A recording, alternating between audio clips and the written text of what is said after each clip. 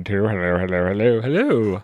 Hello. Oh, little loud? Little loud. Hold on. Let's maybe there. Maybe that's pretty good. Encrypted. What's up, dude?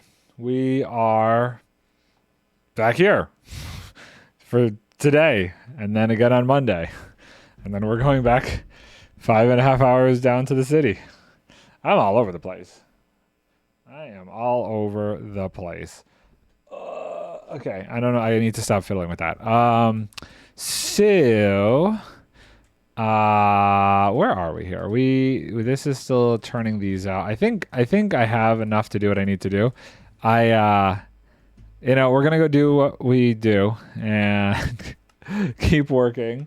But I'm hopeful. I'm hopeful that we're gonna have today be the last day that we actually have to make these machines. My camera feels weird, right? It's like, let's pan it this way a little bit more. That's better, right? I ran this a little bit this morning, and I finished up that one. This one over here, this is donezo. This can't go any further. This is the edge. This one, I cleared out the whole section that was deep slate and started to work on the last section of bedrock over here. So that's good. I wanted to do that in case we had multiple people log in today. We don't have to worry about anything spawning over here. But, now today comes the fun part. We're going to build, hopefully, potentially, the last layer machine. Luckily, we mapped it all out yesterday. Where's the box? Oh, I think I left them up here. We obviously have to start with the, that's this one.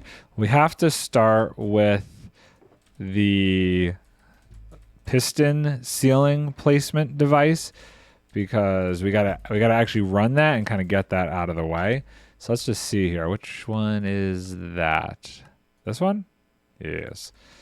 This is what we got to do. And I think we build all the way up to the last module-ish. We don't do this one, but we end it here. So it's not, it's pretty much the same length that we did here. We just end it like a blip earlier. But this will be it. This will be it. I am so, I didn't realize how nerve-wracking it was going to be when there was a giant void open under here. I'm paranoid now. I'm slightly worried that maybe I've made some mistakes here, but I'm gonna, I'll get used to it, I'm sure.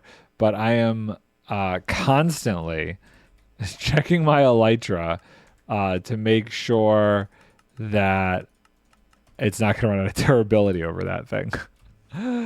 It's kind of ridiculous, but that's that's where we are. Okay, cool. So we begin this process. I need, what I need to do? I don't have any of this stuff in my inventory. I'm pretty sure, I could fit all of it except for that. And that's fine. We'll leave the shulker box here. Actually, no, we don't want to leave the shulker box here. Because we have to build there. Okay, great. We're not going to worry about certain aspects of this. Obviously, this doesn't matter. We've learned that doesn't matter anymore. We've learned some things, and we're gonna go with that. Okay. Hold on. Let me place the other blocks first. That might be easier. That's a sticky piston. That goes there. So yeah, it's gonna be a very buildy stream. Getting a lot of this stuff taken care of. I'm hoping, we'll see how it goes. I have idealistic hopes that I'll be able to get it all done. Potentially. So wait, we stand here and we place there, right? Yeah, okay. So this is going to go there. And then this one, is it like that? No. Okay. So how does this one actually get placed? Is it maybe we put a temporary block here and then we do that and we do that? Yeah, okay, cool. Great. Hold on. Are my hitboxes on? Yes. I'm sorry. It probably would have been just better to hit the mute button. Oh well. So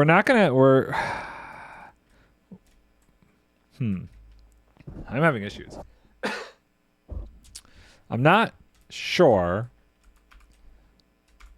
Yeah, I think we're gonna just build this one and then we'll do all the other ones. I think that's the process for this exact moment in time. And boop. And boop. So I found out something interesting after stream yesterday that has some implications that are positive for continuing to stream during this next movie. So usually, and I will probably continue to do this, I stream on weekdays, right? Well, this next movie, there's a potential that it's going to have a Tuesday through Saturday schedule, which I absolutely hate because that means that like I basically only have one day during the week to hang out with Vic. But what it does mean is that on that Monday, I could, in theory, keep streaming. So I could just do one day a week. I could stream every Monday during this movie. It's kind of cool. Keeps things going. I kind of like that. I might have overheated the water. That tastes slightly burned today. Just slightly. I guess we don't really need to sleep, right? Okay, so let's just double check. I think that whole layer is good. So now we start. Where's the actual bottom layer? There. Okay, cool. So now I got to build all these things.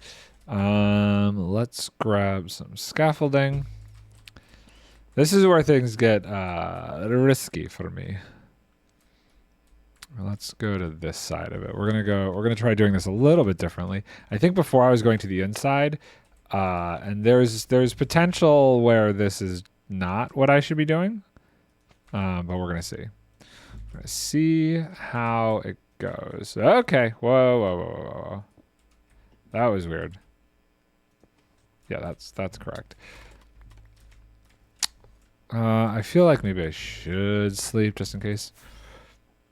I mean, phantoms won't attack me down here. You have to be like above a certain Y level for the phantoms to actually attack. So I'm not too worried about that, but you never know. You never know.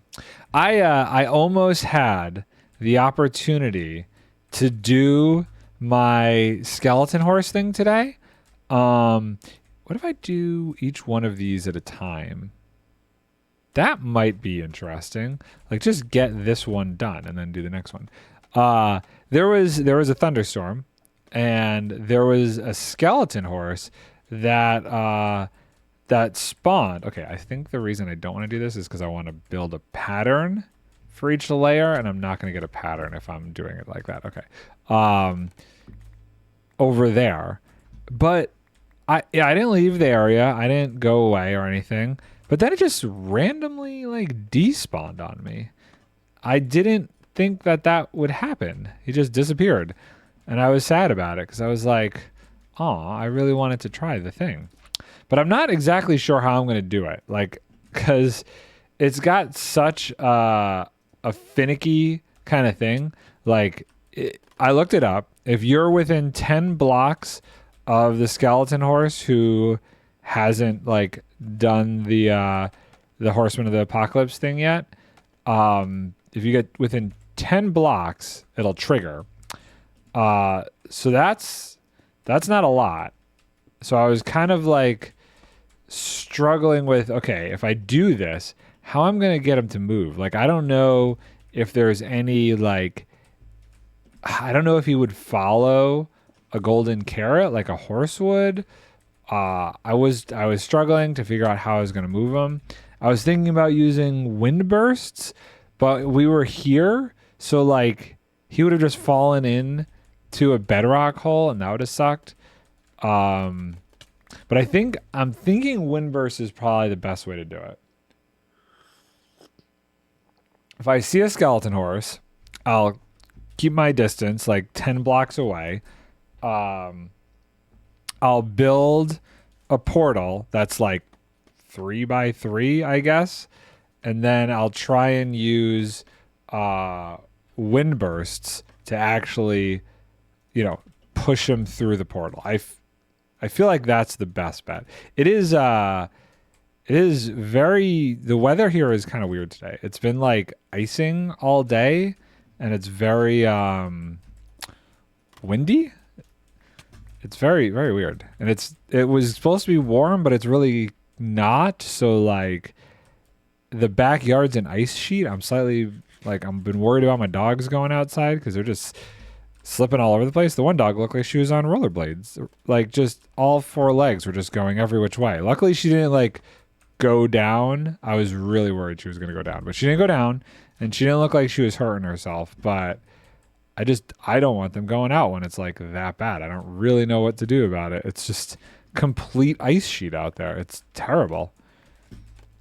But I am glad that we came home yesterday instead of originally today, because otherwise I would have been driving in that nonsense, and that would not be something I would have wanted to deal with. That would have been awful. Although who knows, it might be done by the time we would have left. I'm not sure. And boop. Yeah, see, I feel like I'm getting into a rhythm doing it this way as opposed to like trying to finish every module completely.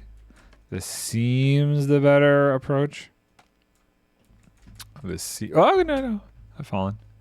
This seems like the better idea. And boop. Cool. And there we go. It is absolutely great to be like finally close to done with that's just regular rain, with this like section of the whole thing. It's gonna suck because then I have to go back to the like manual machines to do the curves, but I guess that's okay. That's fine. It's whatever. We did that for so long, it's not a big deal. This is not a thunderstorm, but it is very dark. I would like to sleep this away.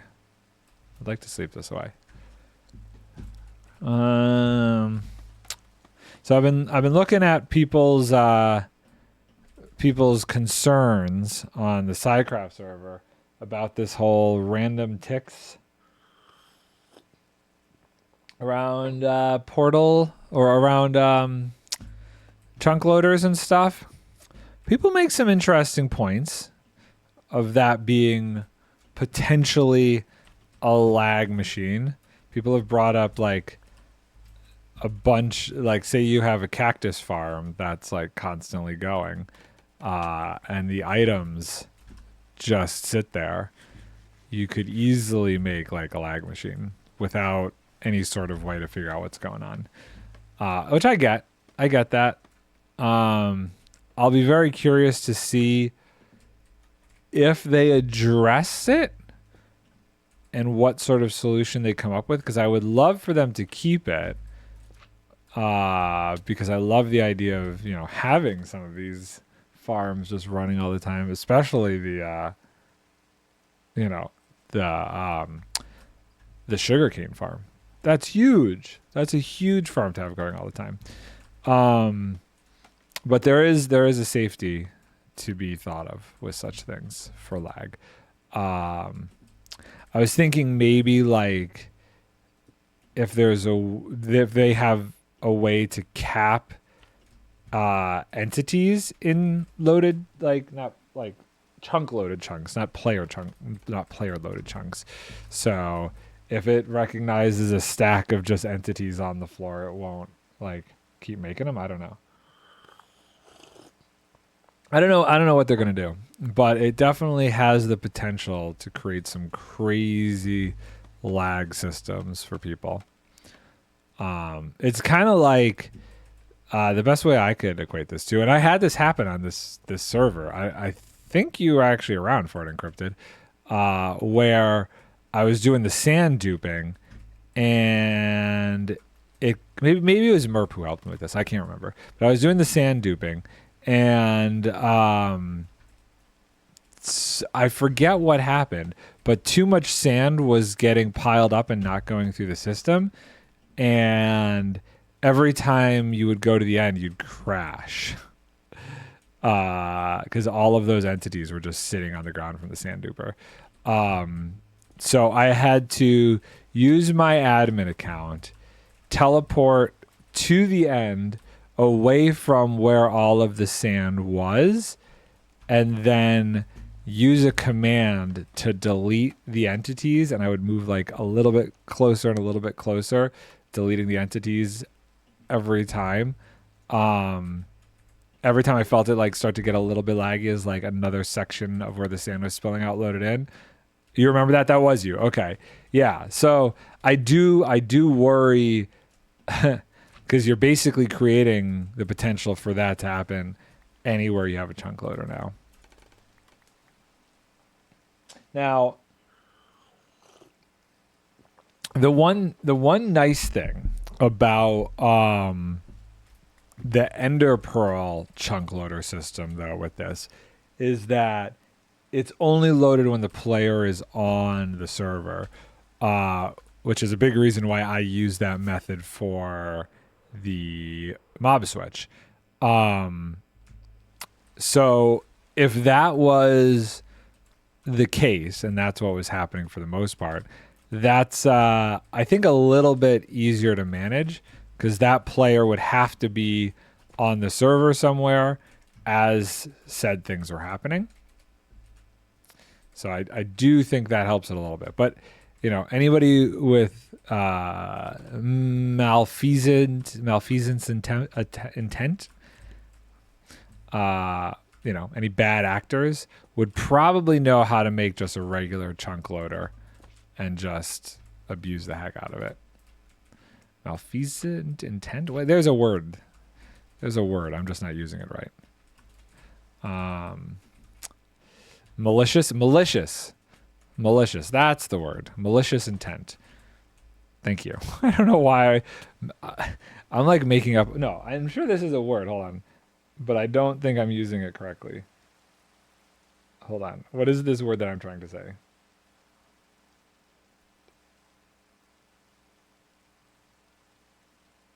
Malfeasance is a legal term that means an illegal or wrongful act. Okay, so I was like adding an extra word to it. Anybody with malfeasance, or maybe that's like, especially by a public. No, malicious is better. My words, I like my word, but I don't think it's like past tense, future tense. Malicious intent to do malfeasance. Yes, there you go. I like that. Malicious intent to do malfeasance. I'm probably not even saying that word right. I don't know. Oh, man. Okay, wait. Can we sleep? I hate that it's so dark. I am severely running out of pistons. I'll have enough to do the roof over here and get it out of the way to build the machine, but running the machine right now is gonna be. I think I only have a shulker box and a half to work with as far as pistons are concerned. I'm running. It's crazy how quickly you run out of materials when you're making so many freaking pistons. I think the big one is the wood, and the wood is the most annoying because I gotta run the bone meal generator for that.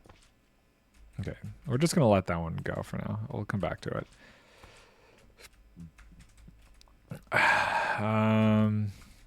Let me finish this layer and then we'll just come back for all the slime,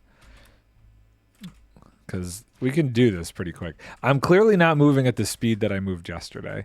And that's probably for the best. My goodness. It's also windy out. Besides just being cold and like ice raining, it's very windy, and like it's kind of scary windy out there. I have like PTSD towards very high wind.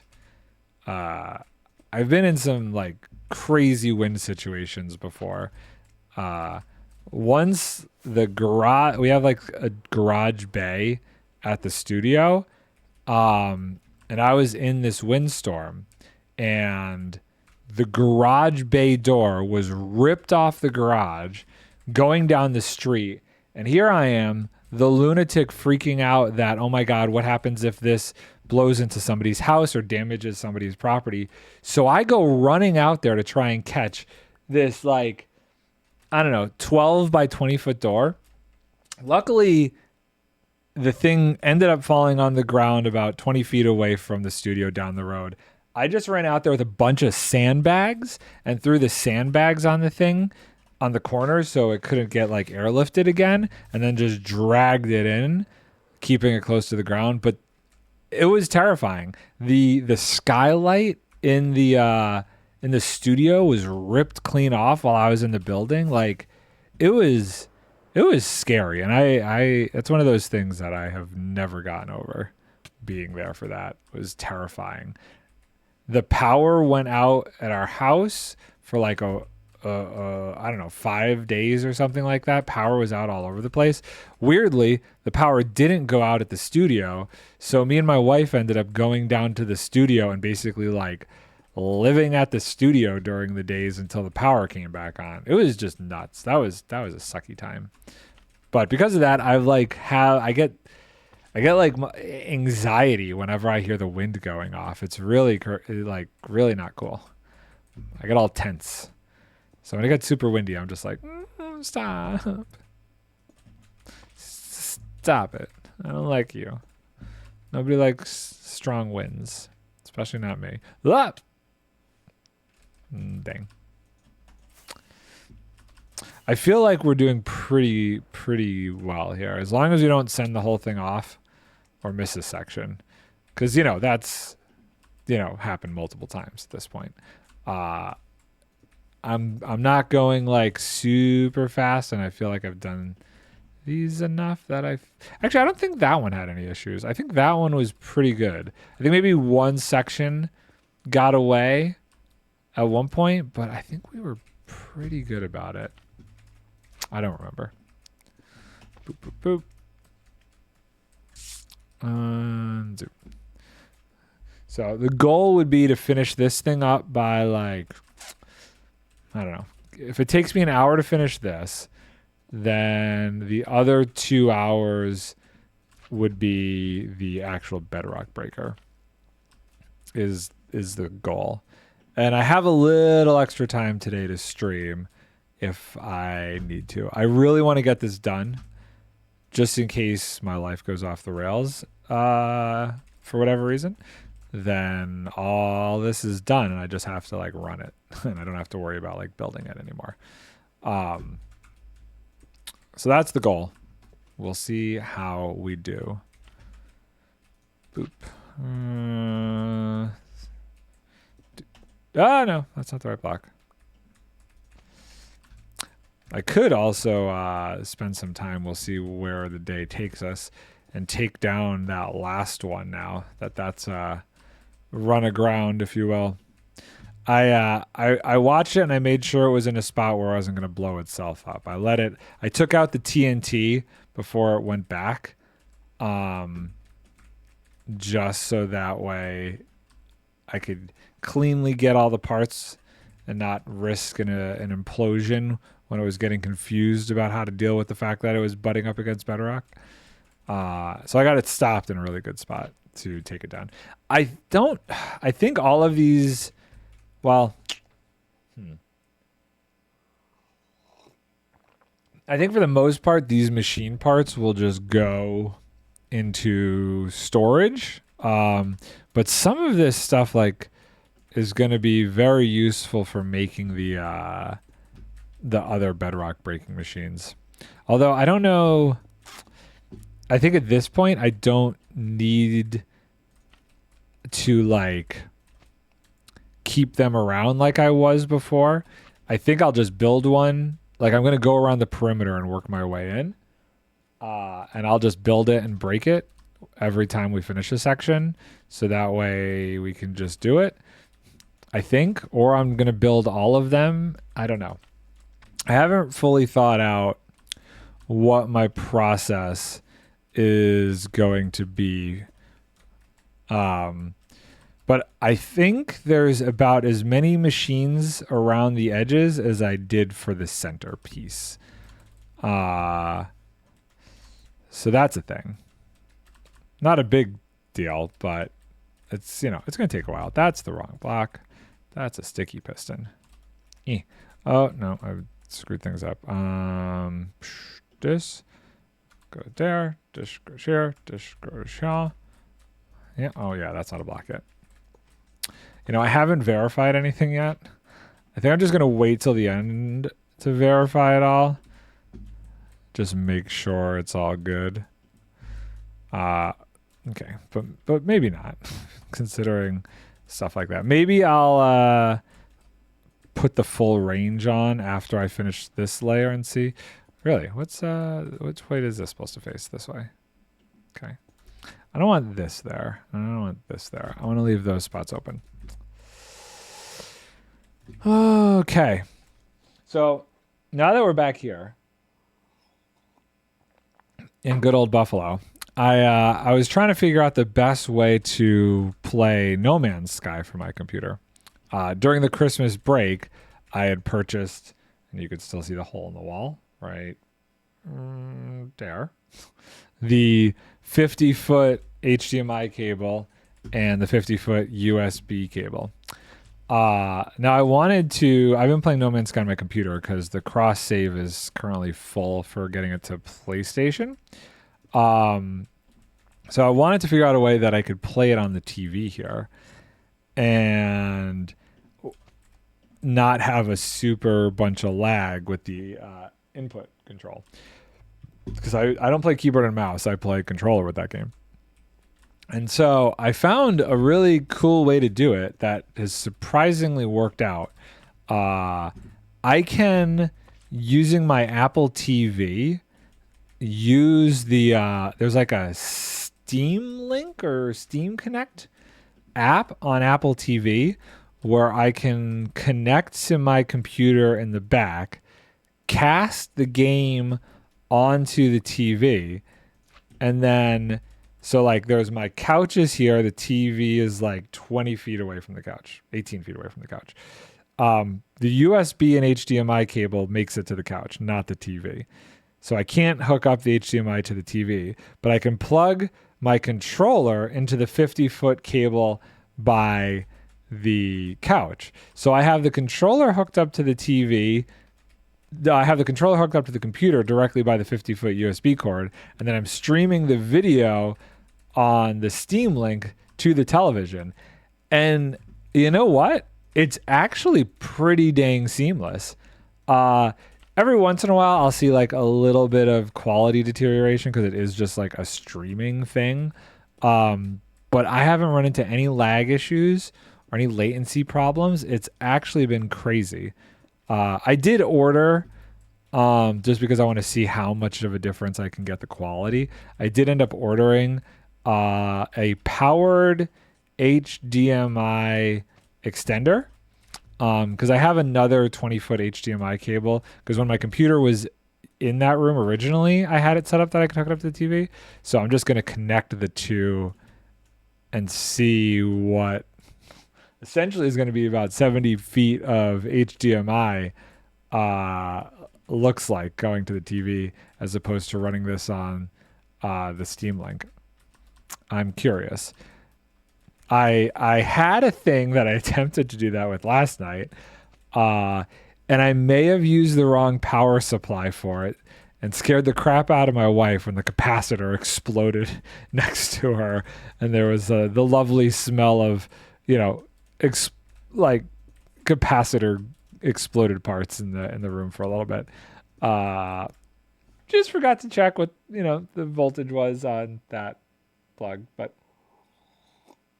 that one was like, I want to say almost 10 years old at this point. So I think it would have been crap anyway. I don't even think I could have done 4K to the TV.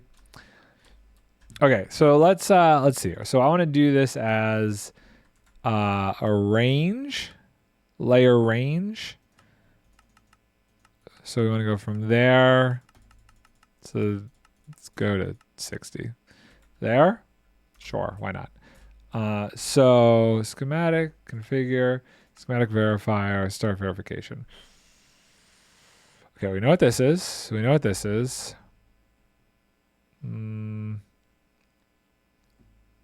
What is this? This should all be down here, right? This should all be x of 50. So 54 to 47. If that's where all of those are, then we're good. You know what? Why doesn't it? It should say here, but it doesn't. What is this one? That's that one. Yeah, okay. So all of those appear to be over there. If I just do this, these I don't want to do. Oh, yeah, I do. Okay, because this is like the group over there. I'll just make sure all of these are in that one range. Okay. 49 to 53. Okay, that's what we're looking at. So that's that whole section. So we could ignore that one.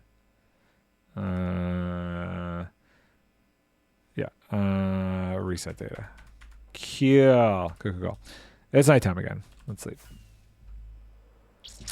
Let us sleep. Oh no. Okay. See that heart attack. Yeah. It's not okay. Yeah. Now I don't love the fact that my base of operation is just sitting above a void. That's probably an oversight.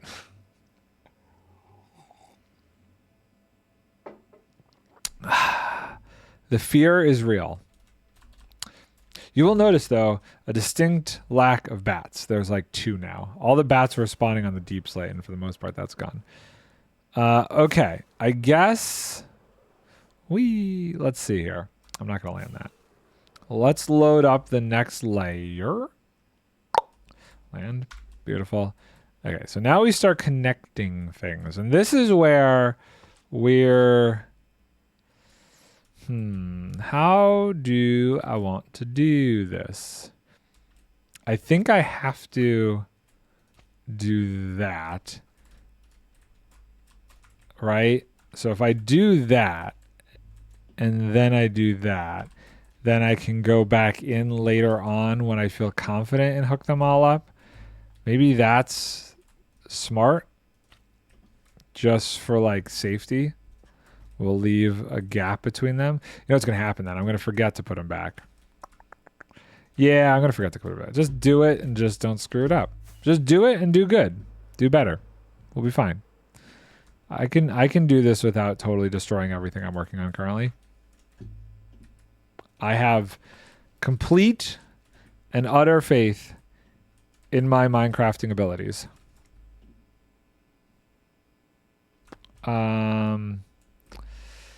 Yeah. Let's see here. I can't place that block. I would love an easier way to place this block though. Yes. There's a block above this, but it doesn't matter. So wait, let me... this doesn't matter, right? So if I did this, and I did this, I did this, and I did that. Okay. So just go with this for a second. Okay, right? So I do that, and then I do that, and it's back to where it was. Okay. That's intriguing. That means I can place that block without getting funky. I can do that and not have to worry about jumping down. So we'll go with that concept, I think. We just have to be good about how we place things. Cool. Okay, so we're doing good stuff. It's slow going, but we have a way to do it. I'm sure there's a better method. Boop. Boop. Boop. Boop. And then down. And then up. Great. Boop. Boop. Boop. Okay. It does that, and then it does that. And now it's reset. And now it's all fine. Okay. Okay. All right. We're getting there. We're making progress. I'm sure there's going to be a block or two missing. I can't imagine that I have every block needed for this. Zoop. Something had to have gotten lost when I was originally doing this. When I was taking this apart and bringing it over.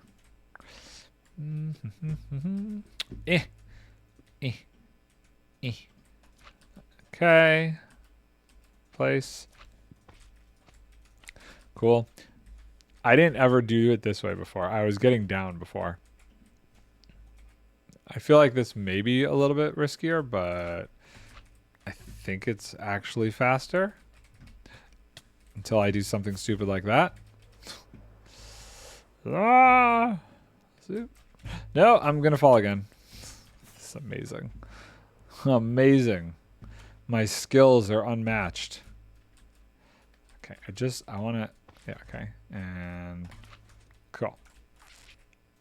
I feel pretty good about this. For the most part. And then we do that. Yes. Okay, cool. Ooh, yeah, we're doing well. What did I give myself? I gave myself an hour. 20 minutes? It'll be an hour and 20 minutes. I'll have been streaming for an hour and 20 minutes from now. I could maybe get this done in an hour. I don't need that block. That's one less block I have to place. Every block I don't have to place is one more jump in being fast. Yeah, if we can actually do this in 20 minutes, that would be pretty good. I feel like I only have one more super complicated layer after this.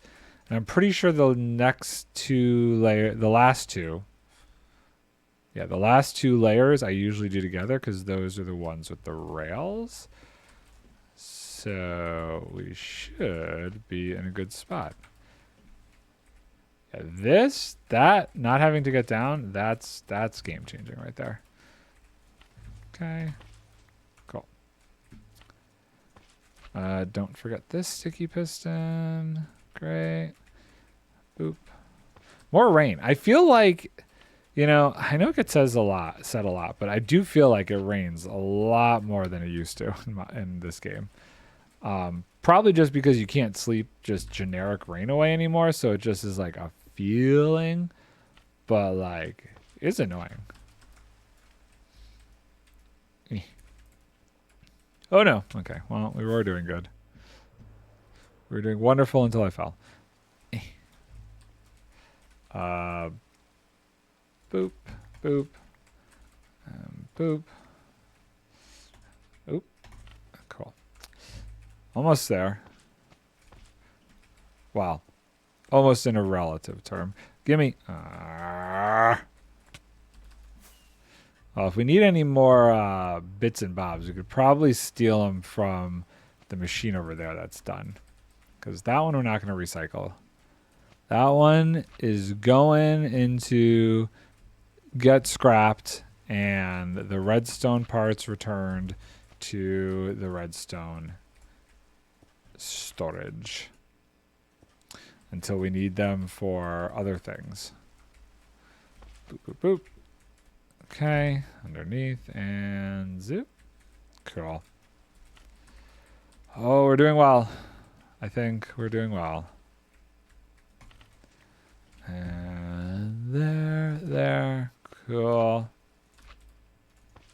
I've been running the gold farm, that overworld gold farm on the Craftwork server. I definitely think it needs that other module. Because when we did the testing and everything on the creative server, I only did the 10 portals. And it definitely feels super slow.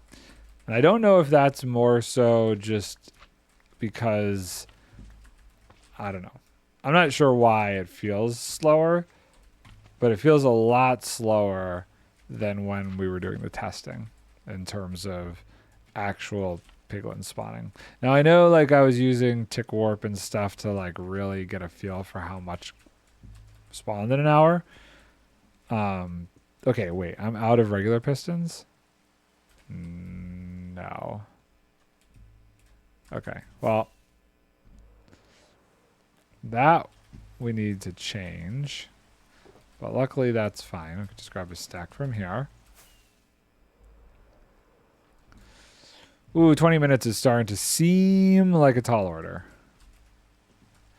I have till 4:30 today. That's basically the goal. I don't need to end at 4. I have that little extra time. So if we can do it in that little extra time, that would be amazing. Okay. Cool. And ooh boy. This is challenging. I would love another thunderstorm and to keep a better eye on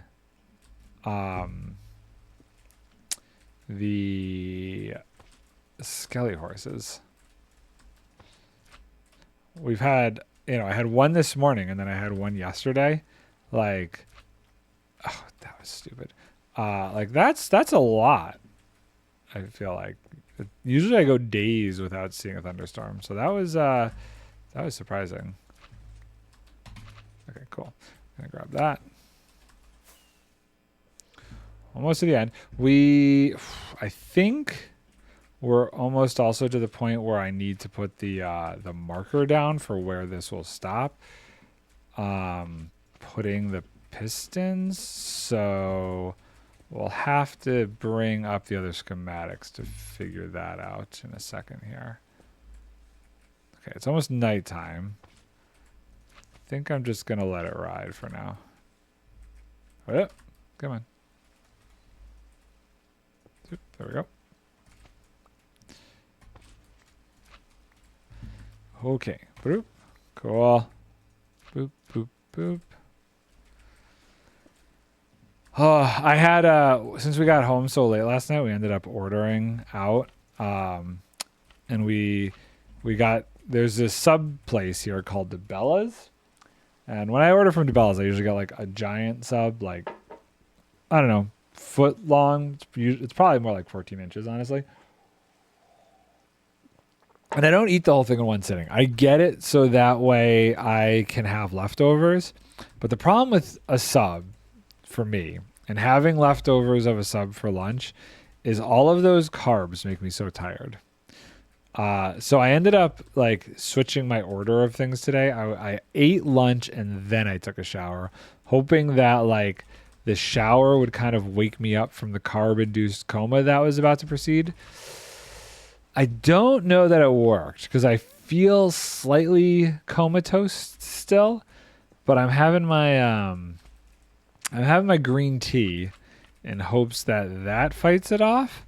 But I might have to go make a different kind of tea. We have a black tea that might give me a little bit more of a kick in the butt if I start to struggle here. We're gonna wait and see. That's always been the like my biggest problem with doing the afternoon streams like this is I definitely get the fatigue of lunch, the lunch fatigue.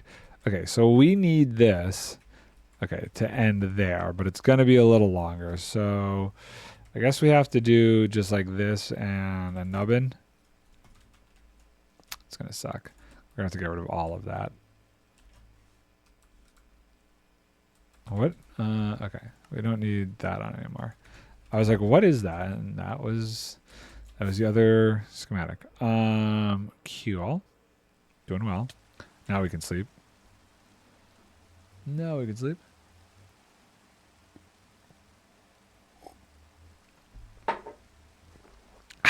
Okay. Great. I feel like I should run it just to make sure we're good. Start verification. We know what that is. We know what that is. And this whole section looks exactly the same as before. So I think we're good. We'll really verify it on the back end. Okay, so this is the last layer. 11 minutes. Whew. Yeah, I don't know about that. I mean, I'll do what I can, but good sir, that is asking a lot from me. Boop, boop, and boop, boop. Oh yeah, we got to do this in a certain order. So I forget what it is. So I place it, and then I do that, and it should be lined up, right? This is the last layer, right? There's nothing I'm forgetting. Yeah, okay. Cool. Okay, that's how we do it. So, boop, boop. I don't know. Maybe this is doable. 11 minutes? 10 minutes? Well, you know what? I can't count the time that the stream was starting up. You know, there's valuable stream starting time there.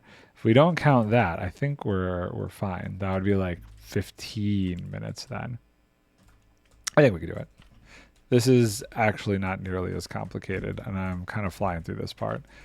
This part is pretty simple, especially if I get the order of things right in terms of where this stuff all gets placed.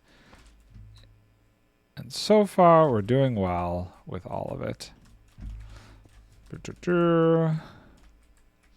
My pinky finger is starting to kill me a little bit. The whole crouching thing, I feel my crouching finger is starting to hurt. Okay, I need to... I'm crouching because I don't want to fall off, because falling off would definitely kind of suck right now. We're doing well time-wise.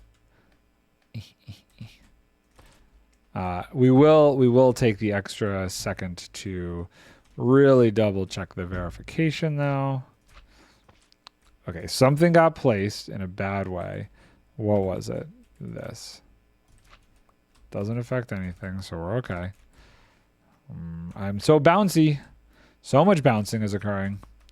Boop, boop, boop, boop, boop, boop. Cool. So much bouncing. Like, the majority of this is slime blocks, so that shouldn't really surprise me, but still is annoying. Okay. Okay. Yeah.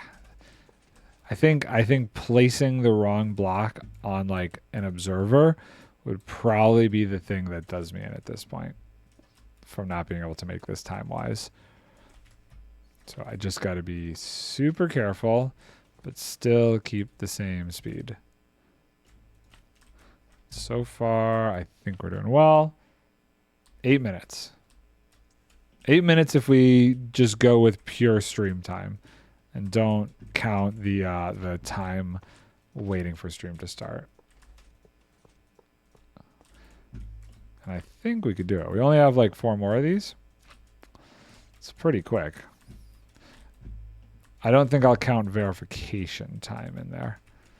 Now, we really do need to be cautious because last time I had verified it, but I still missed something. And as it was running, like half of the machine stopped going. So we got to be careful there because I would hate for that to happen again. Boop, boop, boop. And boop. Place. I think it was just one of the observer trains hadn't been reset. Like I just didn't do it in the correct order or something. And that's what caused the problem last time. Like the sticky block there was still in the forward position. I think that's what broke it before. Okay, so this is the last one. Okay, stop bouncing. That's the last observer. Plenty of sticky pistons left. Okay, as long as we don't misplace anything, I'm feeling pretty good. Okay, cool. That's the last activator rail. Great. Okay, so if we do this, schematic placement, configure, schematic verifier, reset data, start verification. Ignoring those, okay, I think all of this should be just everything over here. 51 through 54. 8, 9 through 8, 11. Yes, it's all over there. The only ones that I didn't choose, reset data, start verification, are those.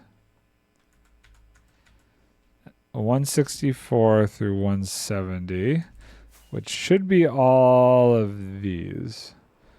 164 through 170. Was it 35 blocks? No, 85. Right? 85? Schematic verifier, 85 blocks. So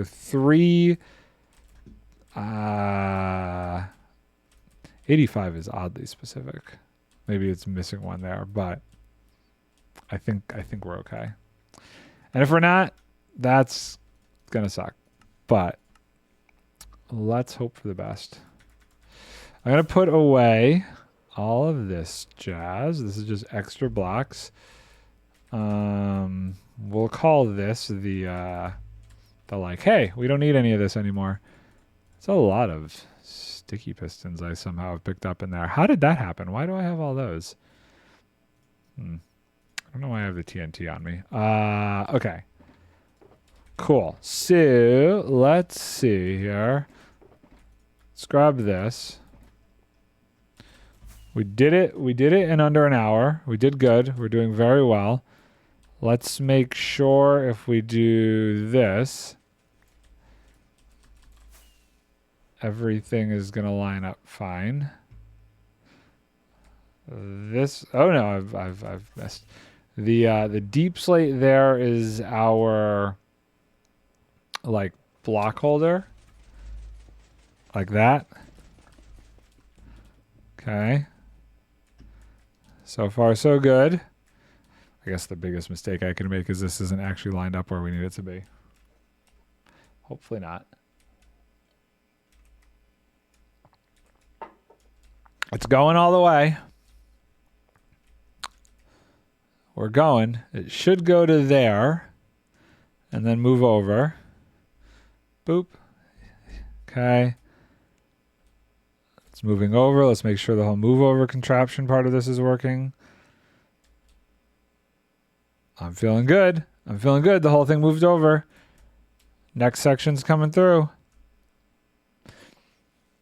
Great.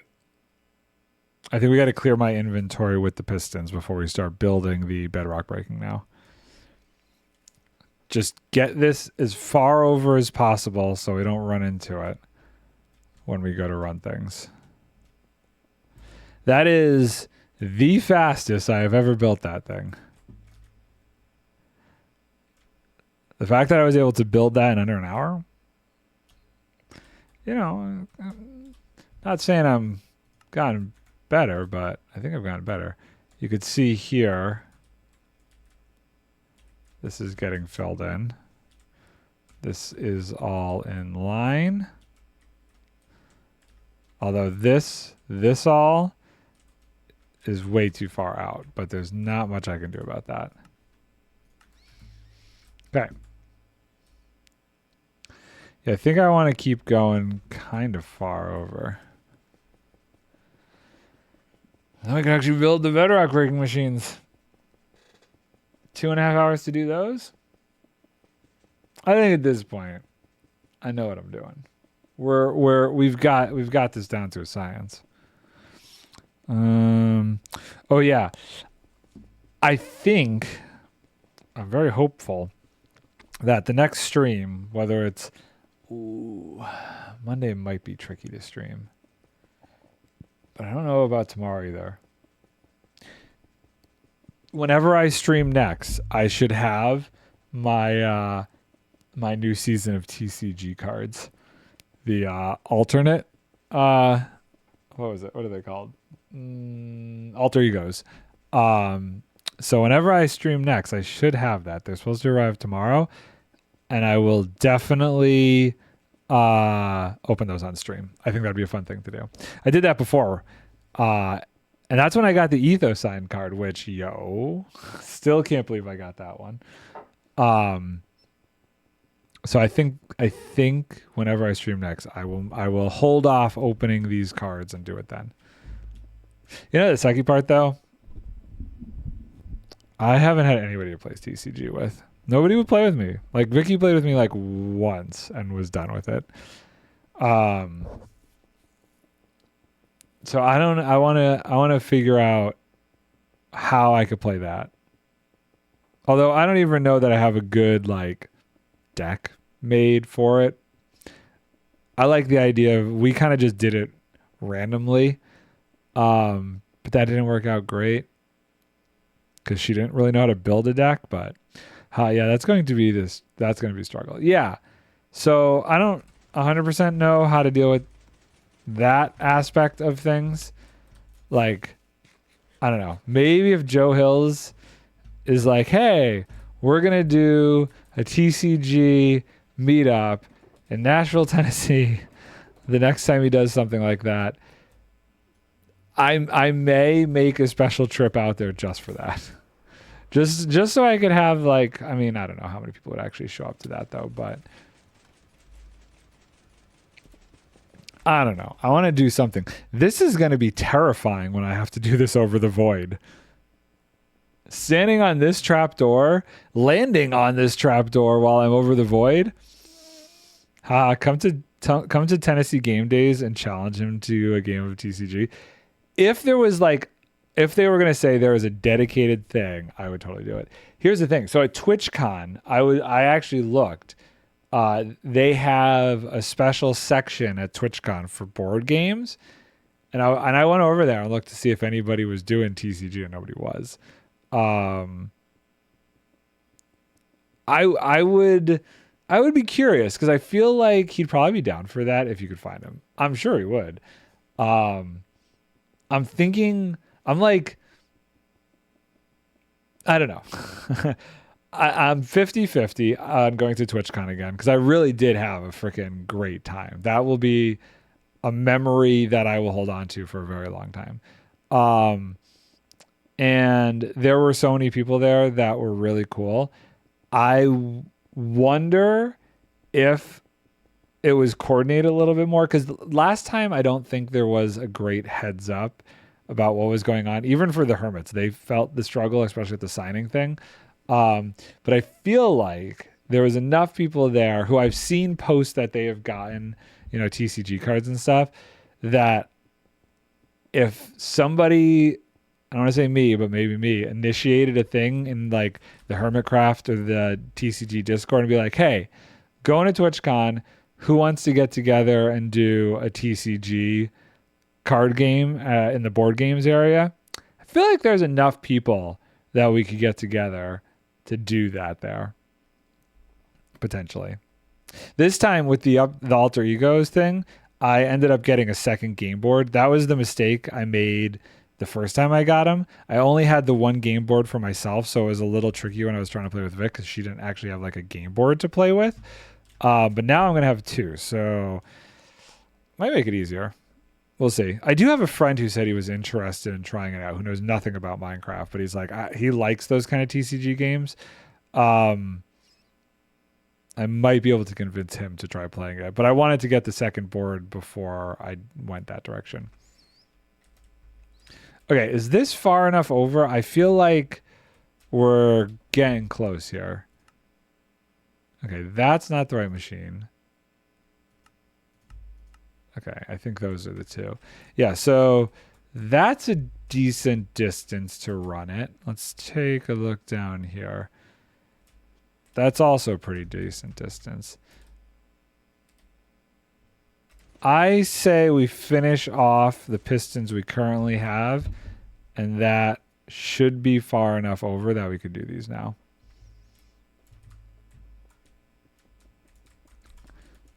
We got to break that so it doesn't get screwed up. And then we got to break all of these. I guess we should break all of these before we forget. Okay, so that's that.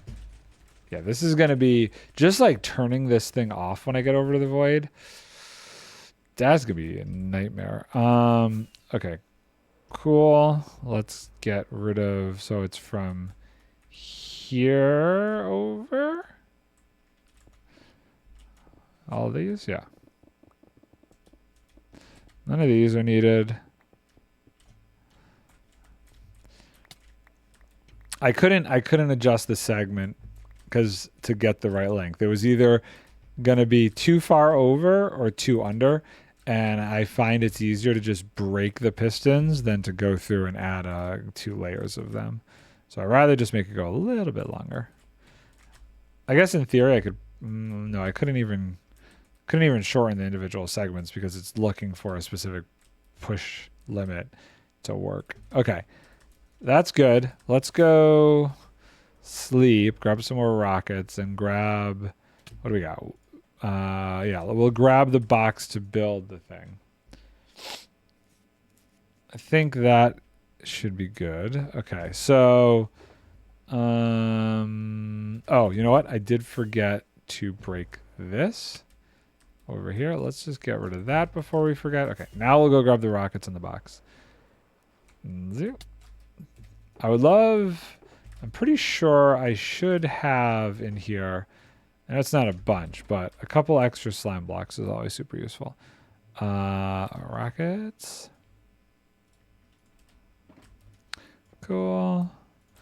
And okay, this one. Oh. Nothing like breaking this box over the void. Thank you. I would have dove for it. If it fell, I so would have dove for it at this point. Okay. So happy fun sauce. Happy fun sauce. Happy fun times. There's no sauce involved here. It's still a range. Although that being the minimum range is slightly an issue. Go to 4. Okay. Boop, boop, boop.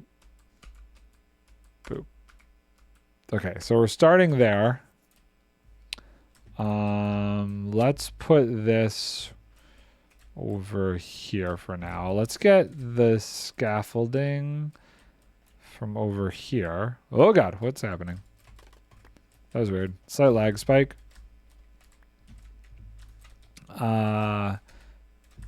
Really? That's all there is. That's all there is. Okay. Cool. Inventory space. Ooh. I would love to be able to get a good portion of this stuff in my inventory. Well, wouldn't you know, we got it all. Cool. The only problem is going to be keeping one slot open. But that's fine.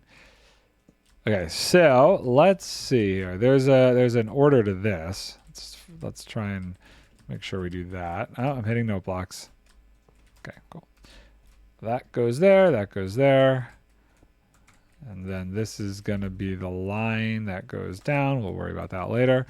That will be good because we have all of the extra blocks for that. Boop, boop. And honey, honey, honey. And we can do this. What's above this one? Another one. Yeah, okay. I can't really get in here very well. This is, Yeah, and I know. I understand. Yeah, but if I place this, that needs to be placed down, so that's not going to work. Okay, let's do this. This. I don't know what the order is going to be, actually. Hold on. So if I place this block... Oh, wait. Yeah, this should be fine, right? Yeah, okay, cool. Okay, okay. That layer's good. This layer needs glass. This. Boop. And boop. It's so tight in the corner here. It's very, very, very tight. Boop. Nope. This is where I do start to have issues, because some of the order of observers here gets a little bit messy. Okay. It's amazing. This will perfectly clear that track. I don't think I needed to do what I did over there and keep the extra distance that I did, but I don't know. Call it a safety concern. Okay. Ignoring bedrock, let's see how we doing. Start. Great. So far, so good. Okay. Get the honey blocks in. Okay. See, stuff like that is what's going to kill me. And I don't know why I struggle with that sometimes. Wow. This guy's just floating out here. Cool. You're just chilling like a villain. Great. So Vic has become completely obsessed with No Man's Sky, to the point where she's actually like every chance she gets, lunch break before work, she's playing it, which is very surprising. I don't remember the last time she was so into a game that she was playing it whenever she could. I mean, it's good. It's very cool. Considering it's like was my first one, I would say it was my first real open world sandbox game that I played was No Man's Sky. There were sandbox-esque games that I played growing up, like I was heavily into SimCity. And I think Dino Tycoon, was that a game? I think I played Dino Tycoon or something as a kid as well. Whoa, why can't this work? Okay, that was weird. And those are kind of sandbox, but they're not like open world sandbox. They're a bit different. I feel like I should have another slab. I'm pretty sure there's another slab involved here. Maybe it's on the other end. But anyway, it's just nice that she's now into this game that started my whole journey of the open world sandbox. If it weren't for this is how impactful No Man's Sky is in my life over the past, I don't know, it came out 2016, 9 years. If it weren't for No Man's Sky, I would have never started streaming. I didn't stream No Man's Sky, but No Man's Sky was the first game I ever watched on Twitch, because they did a huge update where they finally added like good multiplayer to the game. And I saw a video of people, and it was a Twitch thing where people were getting together and forming communities on Twitch to build like cities and stuff on planets, working together over Twitch. And I was like, oh wow, that's really cool. I love this game. I need to get into this. So I signed up for my Twitch account and linked up with some of the people who were streaming it at the time, and like realized some people are kind of dumb out there. But it still started my whole like Twitch enjoyment aspect of my existence. And to this day, I still follow one of them. I don't really watch them because I don't really like them. But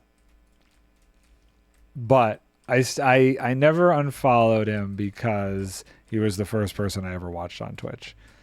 But yeah, so No Man's Sky is really the reason I have anything to do with Twitch nowadays.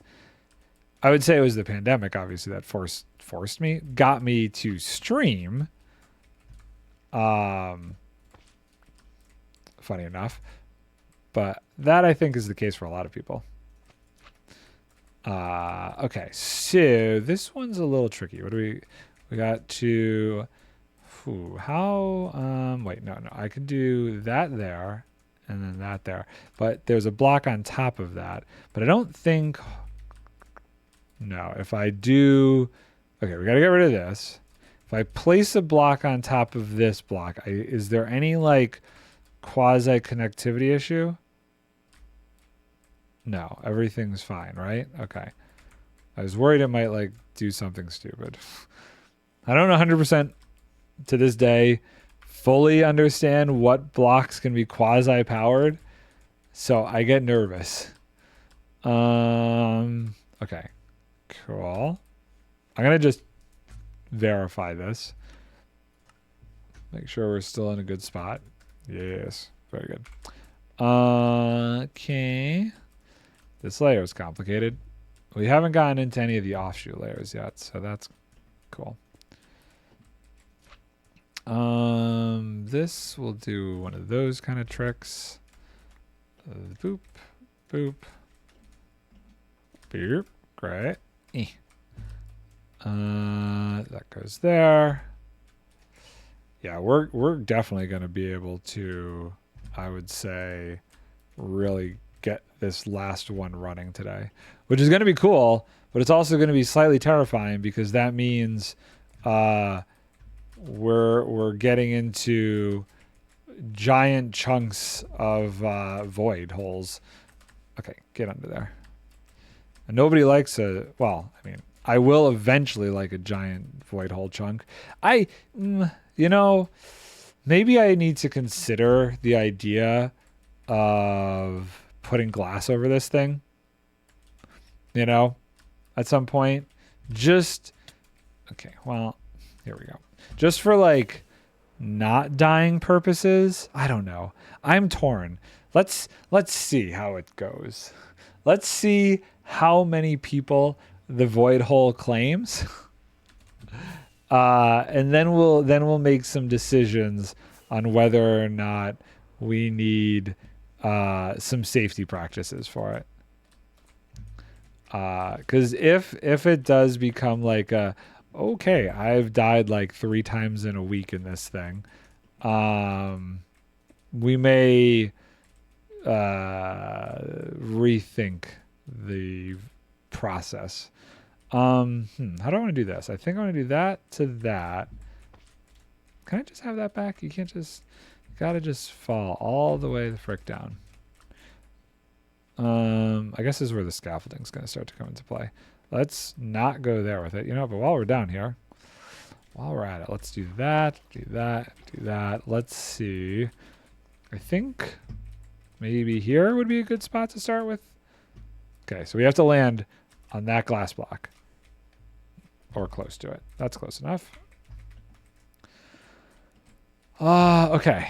Doing well so far. Okay. No, wrong block goes there. That goes there. This goes here. Okay, and this is one of those situations where we do that. And then we do... Give me... let's place it from over here, and there. Cool. And then we can jump down here, do that, and then grab... What fell over here? Something did fall, right? I'm not crazy.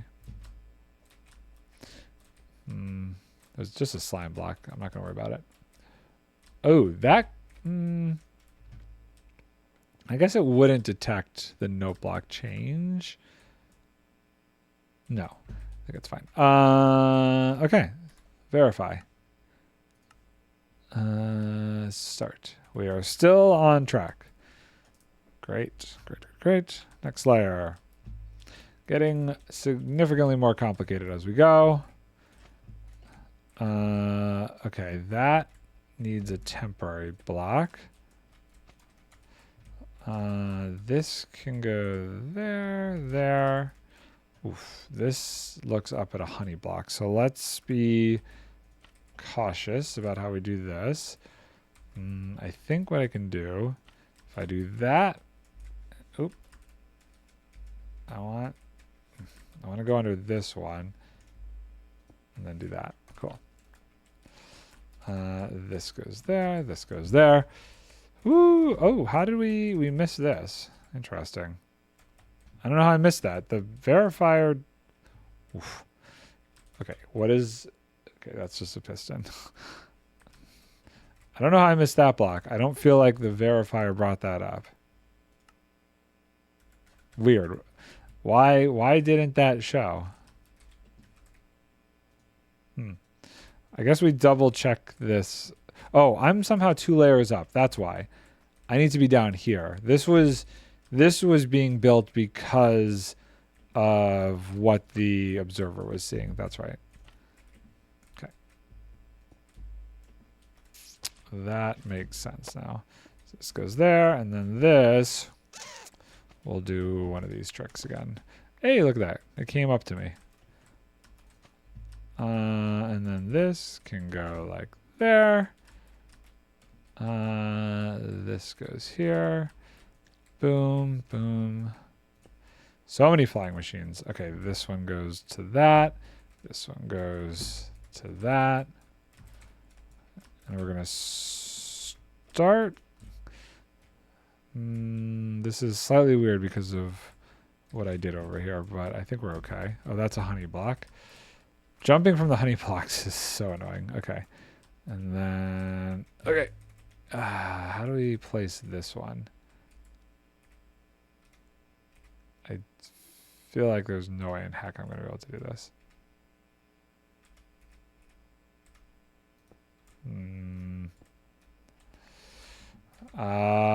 Okay. We'll do this and we'll do that. Hey, I picked it back up. Cool. And then this one's easy. Could you imagine if an observer could see a block through glass being placed? Like if it didn't recognize the glass and it almost like extended the vision of the observer in a weird way? That would be crazy. Interesting. I only have one of those. I want the right one. So we're going to go steal it from this machine. That's never going to work again. Come here. That's kind of high up. Okay, hold on. We can fly up there and get it.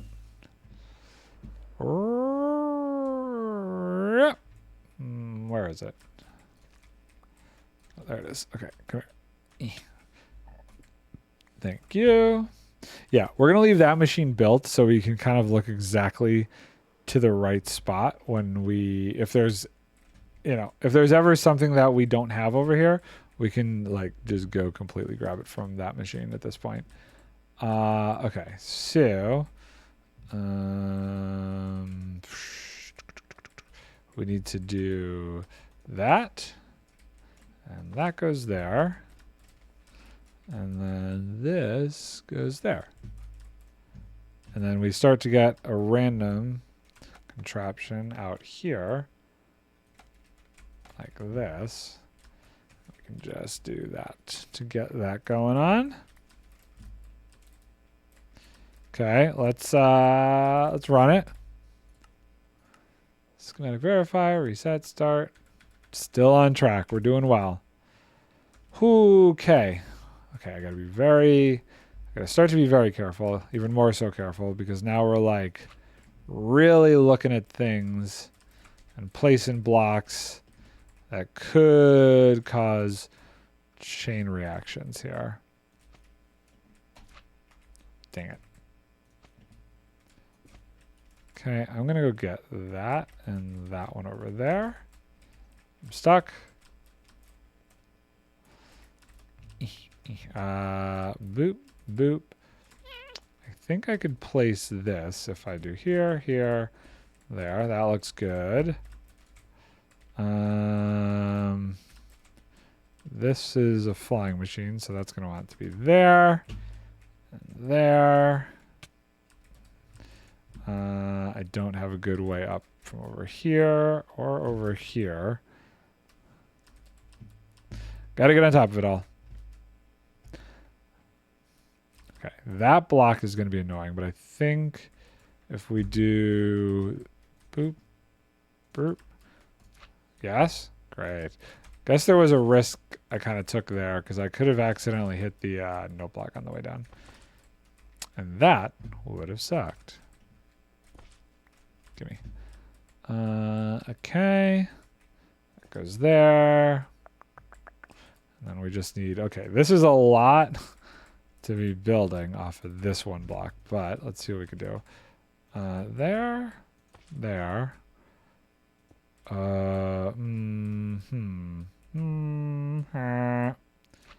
we're gonna do this. We're gonna do this. That goes there. That goes there. Nothing's looking at this, so we can just... I want that back. Give me that back. Seriously? Oh my goodness. Okay, and then this is there. Oh, it doesn't matter. Like that. Okay, cool. Great. I think that layer is done. Wow, we are flying. Hour and a half. We have another half an hour to build this side. I'm in a thing. I think we can do this. I think we're going to be able to do this very... Oh, wait, hold on. We missed a block. I caught it. I caught it. It's fine. Nobody panic. Nobody panic. We're good. No, come back. Great. Let's just check it. Schematic verifier, reset data, start verification. Still on track. Okay, cool. I think it's somewhere around here where I start to run into blocks that accidentally get placed poorly. So we need to be extra careful if we want to keep our current track going of doing good. So there and there. Yeah, because we start to run into, like, if I accidentally place something on top of that observer, which I could do, it would trigger bad things. I always forget about the, like, honey blocks being 1 pixel too short, and, like, if you're standing on the edge, you actually have to, like, jump up a little bit to place next to it. Okay, cool. Great. I can... this is slightly annoying. Is there anything I can... Okay, I'm not going to be able to jump off of that, so we're just going to do... We're going to go with it. Okay, that's fine. Give me that back. Ooh, wait, can I... Oh, no, that's a honey block. But I can get up from over here to here? Hold on 1 sec. Okay. Oh, no. I dropped my phone on my keyboard. That was terrifying. Fumble hands. We're okay. I'm also, what is this? A DCP error has occurred. Please update your firmware. You know, I just throwing it out there. You stopped updating. You don't update anymore. Like, the team that updates this does not exist. Like, I am using antiquated technology, even though it's, like, the best as far as I'm concerned. They did put out an update? Wait, seriously? I thought, like, that team got disbanded or something. Really? That's surprising. I thought like wasn't like who was complaining about it? Wasn't Impulse talking about it at some point or something? Yeah, I don't know what happened, but I guess someone else took it over. Oh. Oh. Well, I guess I shouldn't do it right now because I don't want to like mess up stream or anything. But I'm gonna look into that because I absolutely love the Go XLR. I don't want to switch to anything else, and I was like fearing having to. The way that this thing works is like perfect for my setup. So I don't know if they may not. I don't know if they sell it. Maybe they stopped selling it. But if they're updating it still, that's great. Also, my wrist is killing me. I needed to raise my armrest. I didn't realize it was so low. Okay, cool. Schematics. Wait, hold on. Are we good? Yeah, it is there. Okay. Schematics, configure, schematic verifier, reset, start. Okay, cool. Yeah, I think they added a few new features with the update too. Can't remember. I'm going to have to look into this. And then I screw everything up on my system. But still, I'm going to look into it because that would be great. That would be really good because I keep getting that error about like updates and nonsense. I wonder if it's giving me that error because it knows there's an update. Seriously? Okay, well, if I failed. Okay, let's come back up here. We'll start working on a different area for now. This is good. This is good. We can do all of these blocks easily. Okay, there.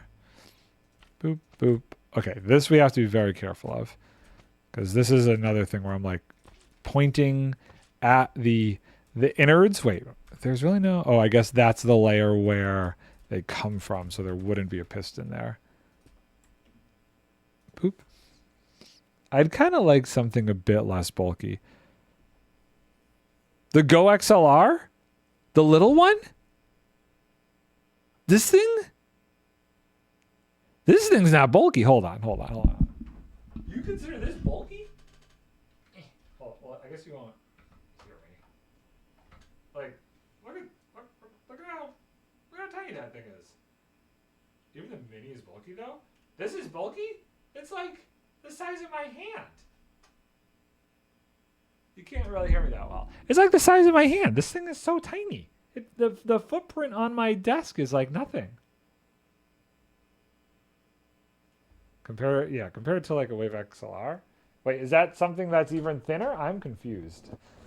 I always thought like this was like, okay, well this we need to now adjust. Okay. We've gone on an adventure. I'm surprised that you consider the Go XLR Mini bulky.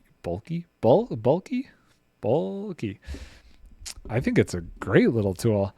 I like anything smaller than that, and I'd be like, this doesn't feel legit. It's smaller than a Steam Deck, and you can get them where you can put a Steam Deck on the front of it. Hold on, the Wave XLR?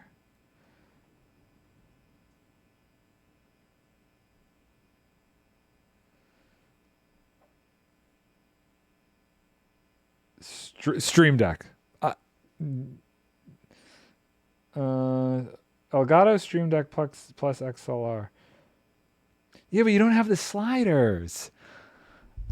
This might just be like old school film, dude.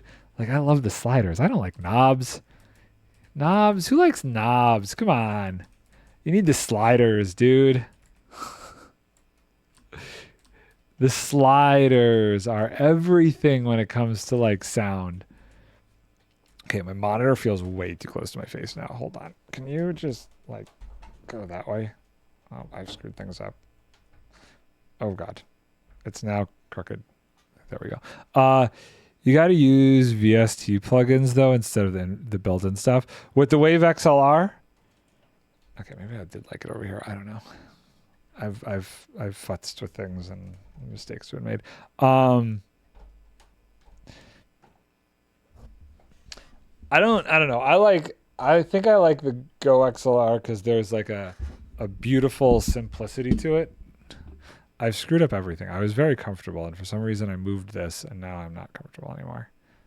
We're going to go with that. The only reason I don't have one is it has less inputs, would mess up my setup.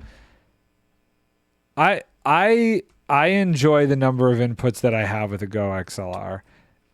This is really, like, now I've really screwed things up. Maybe we go there, and then I need a better, like, mounting setup for my monitors. This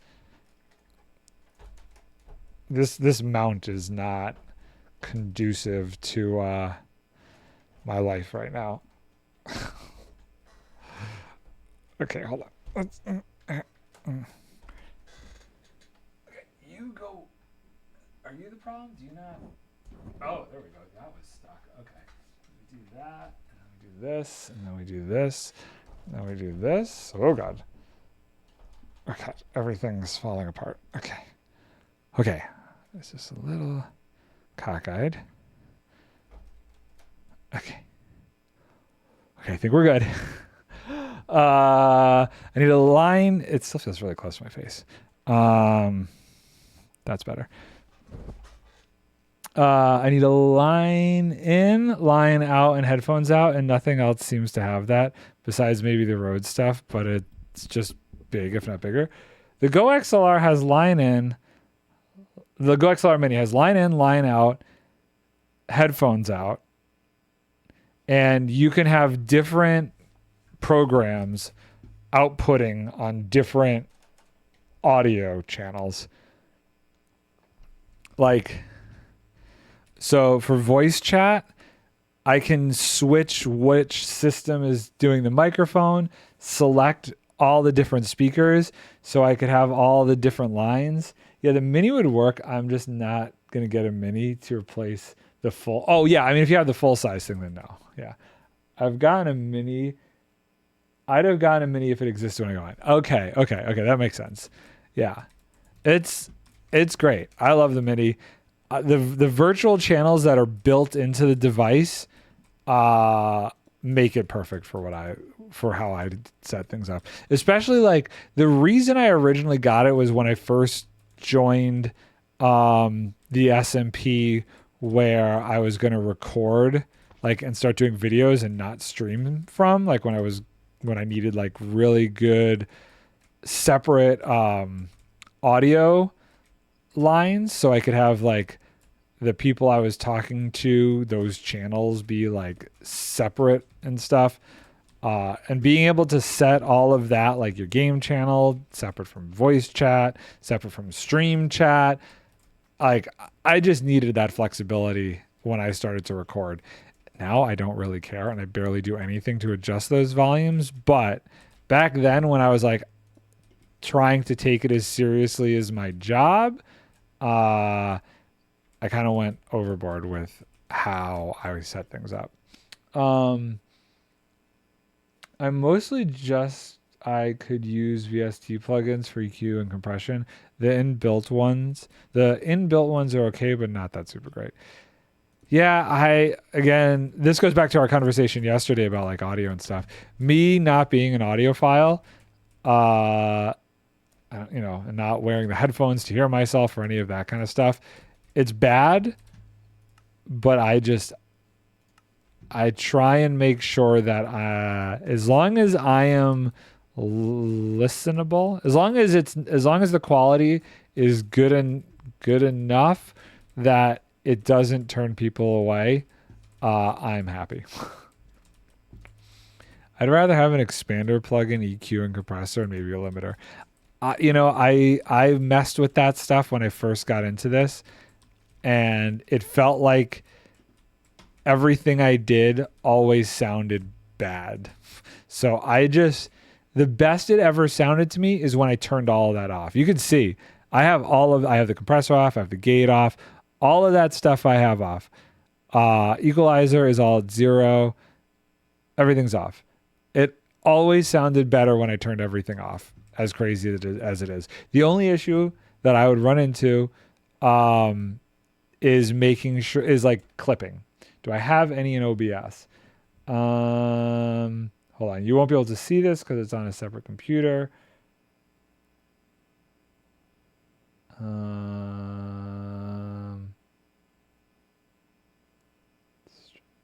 I don't have any in OBS either, because the way it works. So, because it's a separate computer, how my system is laid out is I have line out from, so the Go XLR Mini is plugged into my main computer where Minecraft is via USB.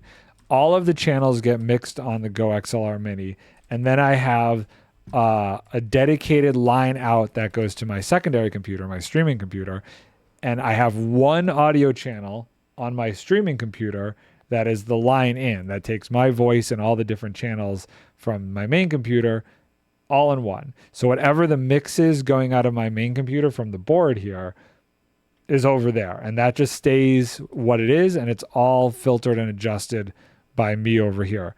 What I hit some buttons over there. Okay. And that's kind of how like my setup works. So there's nothing in OBS. It's just the straight line out signal from the Go XLR Mini. Okay, so this goes over here to over there. Hold on, I'm getting. I need to make sure I'm not over placing anything. Okay, I think that's good. But yeah, that's how my system is. I only have 3 inputs in my sources list. It's the camera and the Elgato, which is what captures the other computer's video, and then my Stream Elements overlays. The audio source doesn't even show up in my sources because it's read as a default audio source by OBS. So it's really, really funky. If I place this here, is this fine? Then I can do that. Whoa, am I seriously out of sticky pistons? Okay, hold on. We need to go get more sticky pistons. We need more sticky pistons. I don't want to take it from... I guess I could just grab a stack from there. Zoop. We're getting very close here. Mostly, if I just have an expander instead of gate, I'd be happy. But so you do, if I remember correctly, you actually monitor yourself in your headphones, right? One of the big things for me, in terms of the whole monitoring myself, besides the fact that I find it super weird, so at work, like when I'm on the job, we have to wear a surveillance. And there's many different kinds of surveillances out there that we can use in our job. But the one that I have is like a clear, do I have it? No. So this is the kind that I hate to use. I hate these ones. This is the kind of surveillance that comes standard with our headsets. These suck. I can't stand these. I have, I guess it's probably in my car. I have one that is called a clear ear surveillance.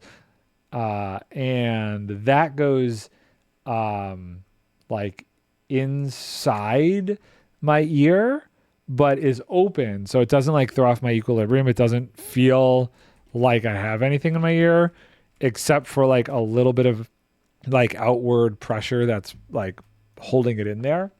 But what ends up happening is like it starts to hurt my ear after you are wearing it for a week.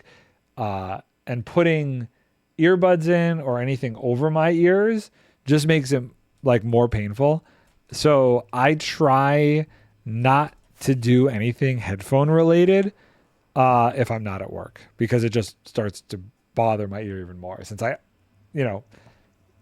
14 hours a day have something in my ear anyway when I'm working. I have a condenser mic though. If I switch to a dynamic one, I'd have less issue, but I don't like using them as much. What is my mic set to? Yeah, mine's a condenser one as well. I have it set to condenser with phantom power. I technically could switch to dynamic because I'm pretty sure mine can do either or. Because I have, pretty sure it's dynamic via USB. I can't remember. I have the MV7. Wait, hold on. I have the box over here. Yeah, I have the MV7.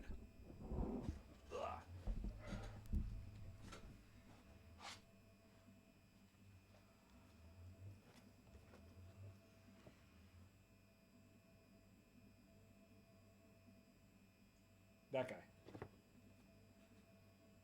I like it because it has both USB and XLR output. Oh, geez, I'm hitting the thing.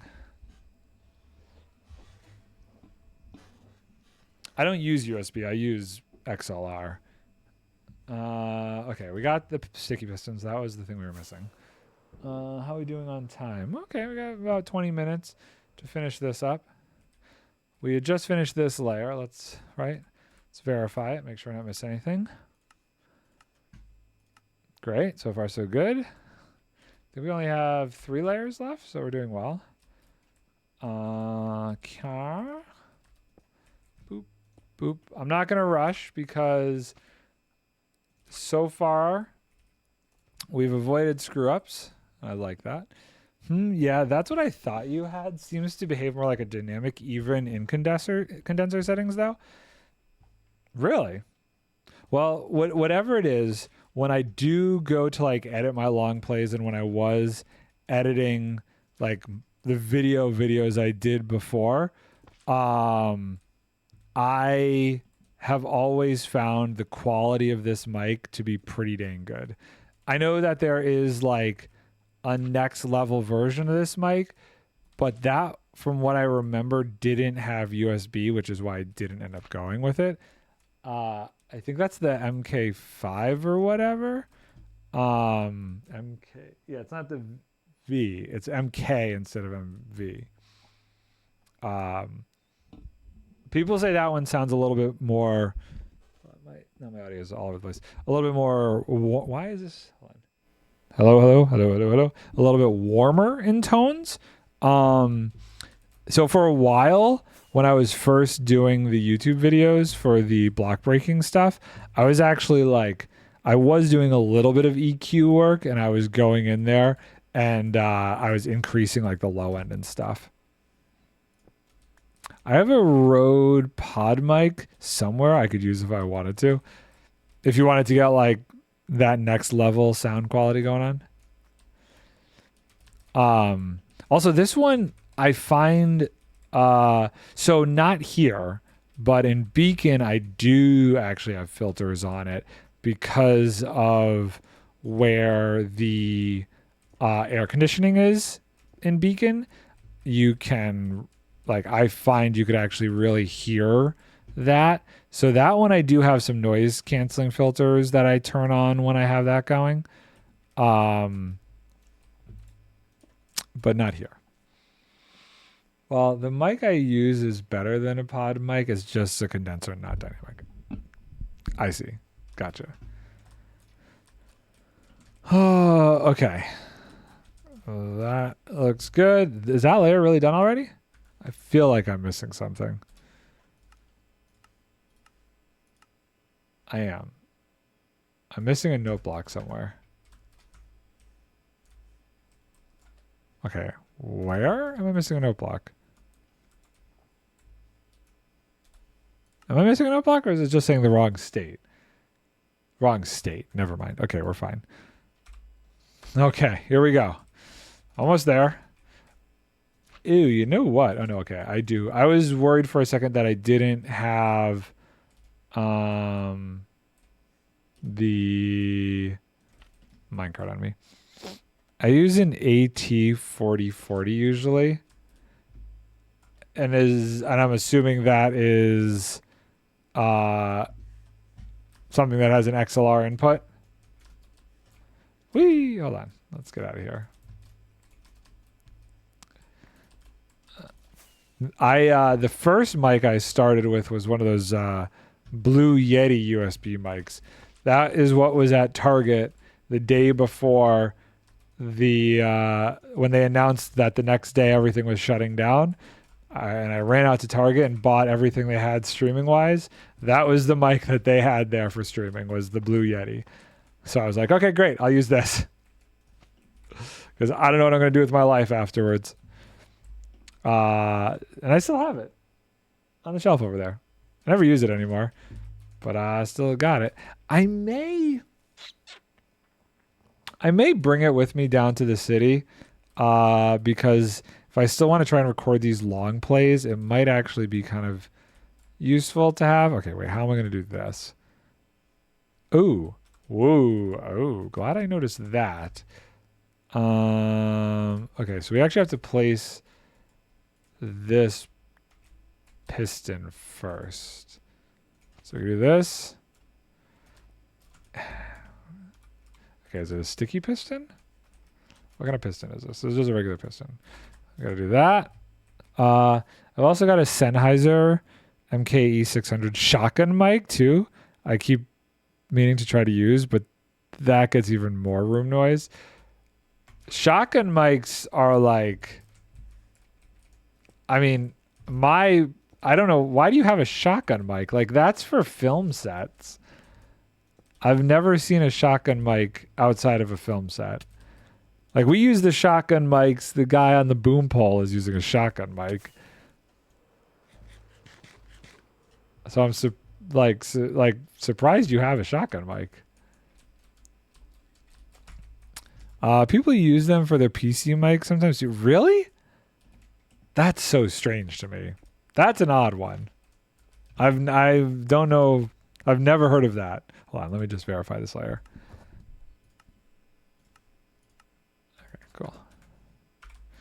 Okay, we got 9 minutes, and I think this is the last layer.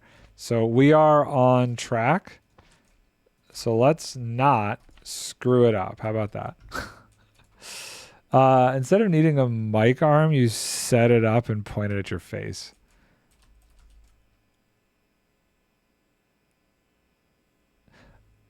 Oh, interesting. Okay. Now that's probably makes a lot more sense than why you get a bunch of noise. So there's this thing we always talk about on a film set, and it's something I get into arguments with the sound department for, and they're right. So a shotgun mic, it's really built to be above a person and going this way.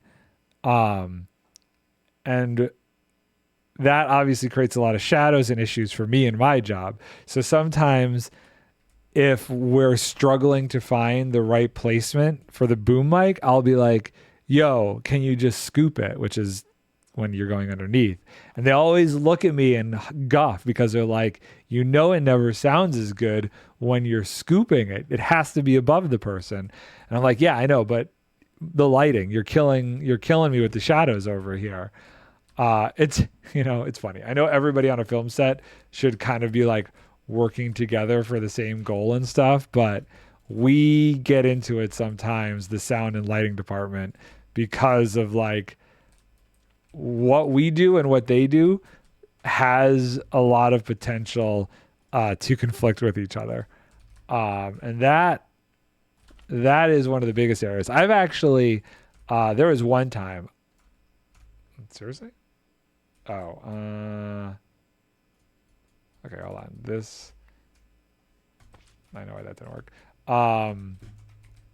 There was one time where I actually had a producer pull me aside and tell me I needed to do better at lighting for sound. And I was like, are you for real right now? I changed what I was doing. I was not happy about it. I was like, you got to be kidding me. Um, but there is sometimes where like different departments will get into it because somebody's doing something that makes it more difficult for the other department. Okay, we did it. Under an hour. Okay. I feel accomplished. Now we got to go do that one. I think we're going to nail this. We got another hour and then a half an hour to run it and test it. So pretty sure this was the shulker box for that. So this should be all the materials for that guy. Okay. Let's do it. Let's do it. Exciting. I should sleep. I don't know the last time I slept.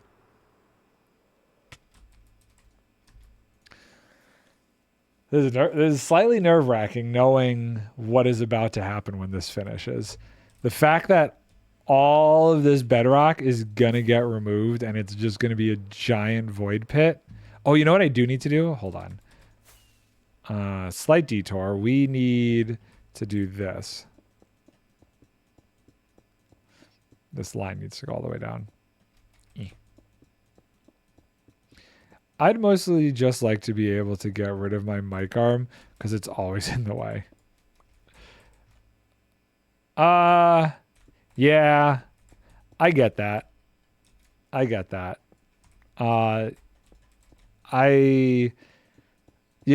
could get one of the crazy mics that they use on a film set and put it over my head and have it sound like really good. There are some really high-end shotgun mics that are like $3,000 that you could get and you could put like right out of frame here that sound absolutely incredible. As long as you don't bash your head when you stand up. I'd probably come from over here with it, but still, you could do that. But there's always going to need to be something to hold the mic with, because like you don't want to put the mic on the table that your mouse and keyboard are on. It needs something that absorbs the shock of you moving your hands and stuff on the table.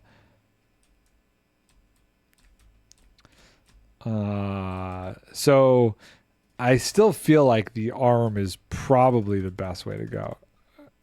Okay, wait. Yeah, I already have a pole going up to mount my monitors. I can mount it off of the shotgun mic. You could mount it off that pole. That would be interesting. Okay, hold on. Okay, so this is where this goes. Okay. I don't think I've ever built all 3 of these parts of this in a single stream with how many I've built yet. This is the first time we're actually going to accomplish that feat. And shock mic mount for it. That is something that is so important. Having some sort of shock absorption. What I don't have a really good pop filter on this thing. That's something that I had purchased one, but it's so. Do I have it over here? I don't. I do have a pop filter for it, but it's ginormous, and it just kept getting in the way even more. And I was like, I don't feel like I'm doing too bad with it that I need it. I have like the basic one that is physically on the mic, so I ended up getting rid of it. Well, not throwing it out, but not using it anymore. Idiot. I can't believe I just did that. Well, I guess it's fine that it was like early on. That's annoying. Dang it. I was so good. That was the first time I messed up. I guess out of all the times though, that's probably like the easiest place. Like, sure, let's mess up here where it's still kind of a cakewalk to fix. Great. We're doing things. Next layer. Boop boop. We're gonna slam this out. This is gonna be amazing. We're gonna do it, and we're not gonna make. Oh wow, that's in the way, huh? Make too big of problems for myself. Okay, so I do this first, this, and then we'll place that. I'll do this, this, that. The weather is still gross. I gotta go to the dentist tomorrow morning. That's like the whole big reason we came back to Buffalo. I'm not looking forward to it. Not looking forward to that. Oh, I missed. Huh. Okay, there we go. Boop, shaboop, shoo. I didn't do it. I saw it. I caught myself. I was close to screwing that one up. I was close to being a sheboygan. No sheboygans. Oh, what is... This is the wrong state. What is this supposed to... Oh, it's supposed to be pointing outwards. Okay. I guess I should start running this. Cool. That's great. That's kind of... What's on top of this? So if we do this, break that. Do this. Do that. Like that. Yeah, cool. Great. Back down here. Really? This is just kind of flowing, eh? So we do this. Oh no, I'm falling. Come on. You know, the thing is, this section here is like the quickest to do. Like this is probably the easiest out of all of these bits and bobs to get done. Okay.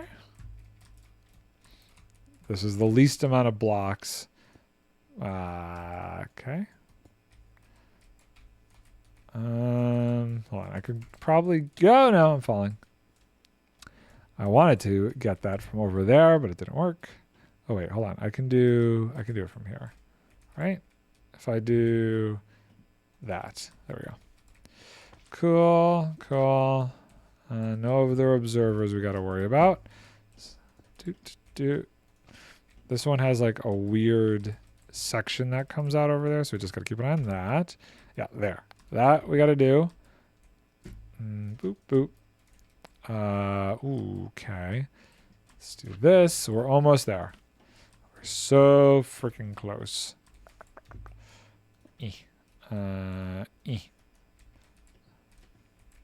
Boop, boop. Nope, nope. Something's in place incorrectly. Is that on in a bad way? No, we're okay. I saw the... is there a block there? There is a block there. There's also a block here. So this... Ooh, interesting. Okay, so this needs to face in. So we have to... okay, we got to place the lamp, and then we got to do that. And now we got to get this guy going. Okay, cool, cool. No, no, no, no, no. Top slab. Top slab. Do it correctly. Cool. Back in here. So I need to do that. Okay. This guy's a little annoying.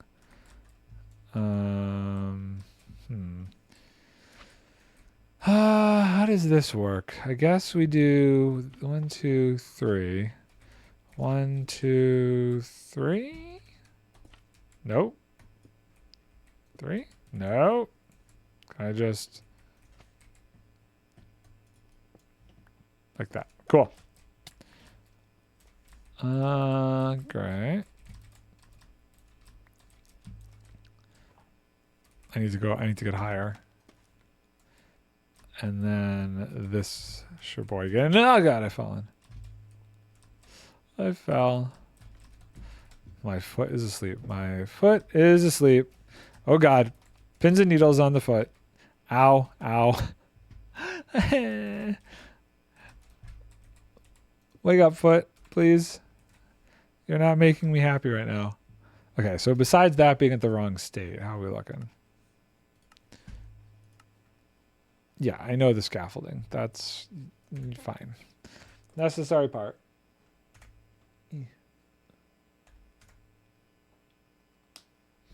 Okay, next layer. That goes there. That goes there. 1, 2, 3. This can go like that. We're gonna take that back. Okay, that was slightly weird, but I think we're fine. Come on. I guess I really just needed one of those. Oh, well.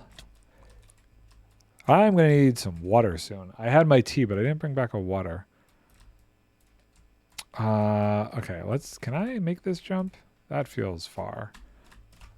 Yeah, okay. I probably could have if I didn't suck. Probably could have made that jump if I didn't suck. Zoop, zoop, zoop, zoop, zoop, zoop, zoop. And boop, boop. And we're going to go get that and that. So glad they landed right next to each other. I guess if we get this working and everything is like good and we run it once, I should probably work on getting a bunch of pistons. I should probably get that system going a little bit more. You know what? Before we do this, let's just verify. Yeah, okay. Taking the time to verify every layer, I feel like is a good call. Boop, boop. Okay, don't accidentally put anything in the wrong spot. Okay. What's going on over here? Okay, so we need to do that and then that. So close. We're so close. I don't know what that sound was. Please forgive me. How I want... There we go. Needed that to update its state. Let's sleep real quick. I don't remember the last time I slept. It may have been a minute. It may have been a minute. Where are we working? We're over here. And then this guy's kind of a weird spot. Okay. Check it. Okay, well, we know what those are. Those are those. Okay. And boop. Boop.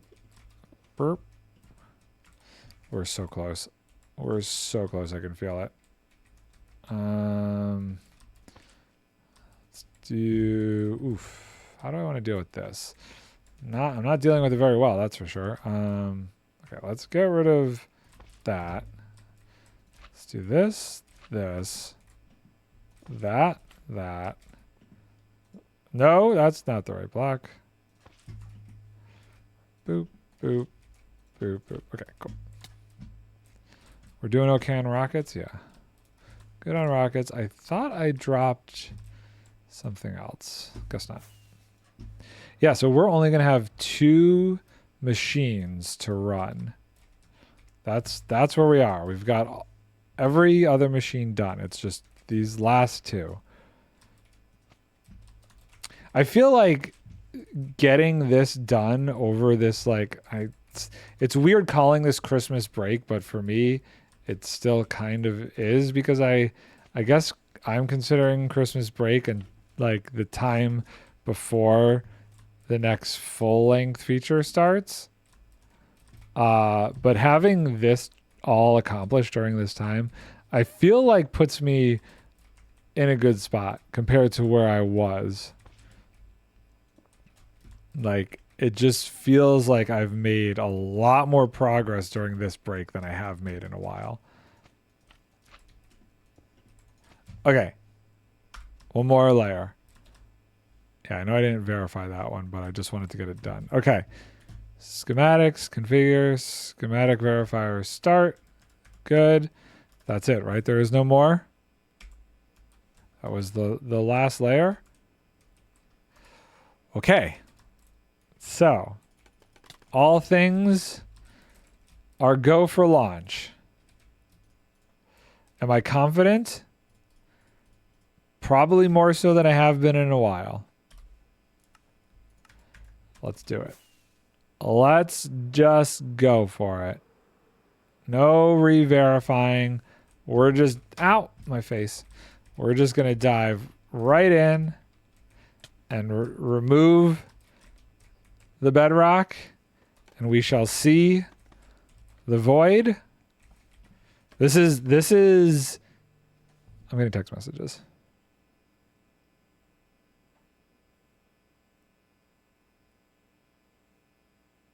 I don't think that's accurate. Why do I feel nervous about this? Whatever. Just go for it. This is huge. This is the first time these machines are actually breaking through the bedrock. That breaking through the void. That was not it. I broke that myself.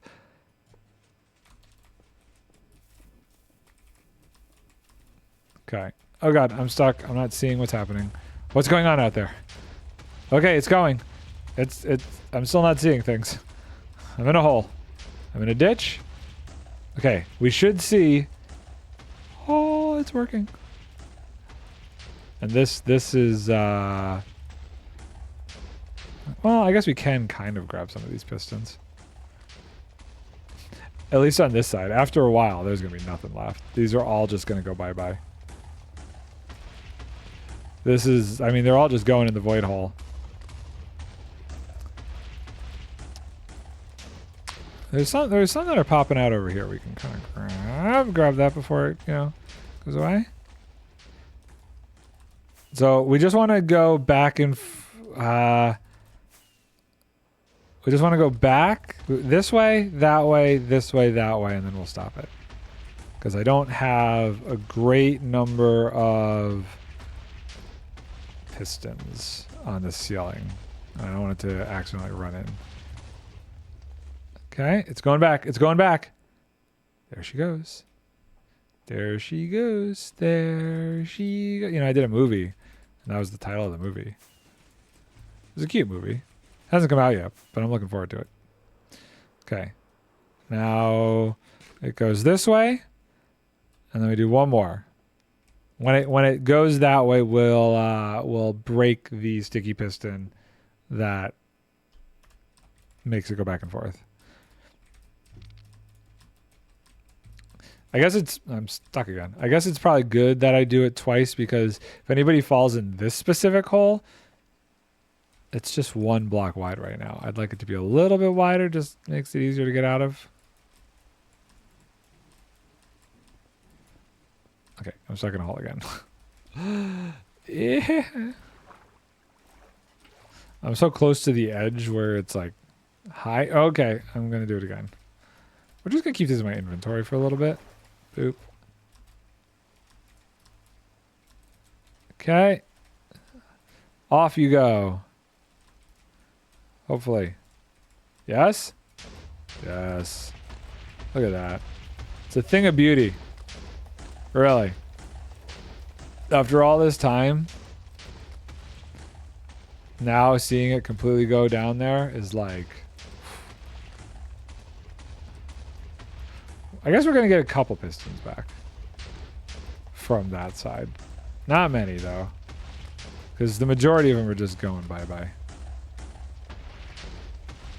I wonder, like, if I stay kind of close... Like, I'm taking a lot of damage. How's my, my armor and durability and stuff is, like, gonna be a bigger problem.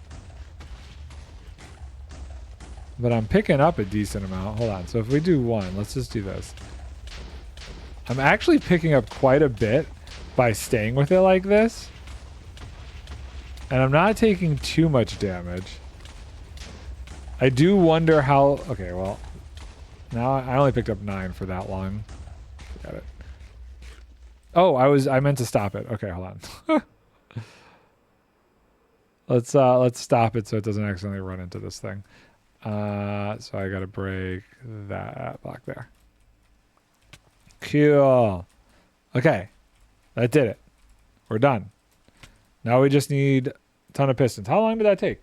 320. That last this one took like 20 minutes. That's kind of crazy. Okay, we're gonna just slide under there and grab these.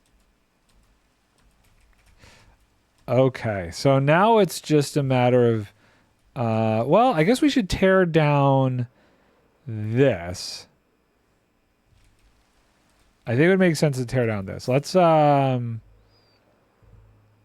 didn't go too far away, right? This is still going. Yeah, okay. Let's wait for this to dock before we get super far away. That's so good. This is just mostly an AFK process at this point. I'm not going to be trying to grab the pistons from this. It's just going to be too crazy. See, this is where this ends. So this is going to be here. So we want to take down all of this stuff. I think it doesn't really matter to hold on to any of this in any specific order. So I'm just going to break it all down and try and get as much back as I can from it. But it's super not important anymore. We've built the last machine. So we're like almost done. Which is crazy to think about. Man, I feel like I would have been done a lot sooner if the first time I tried to do this, it had worked. I definitely think it demotivated me to get this thing done when I thought I was going to have to do the whole freaking thing manually. And I feel a lot more motivation to try and do it all in its current state with where it's at now. I feel like I could get through it. Let's get out of here.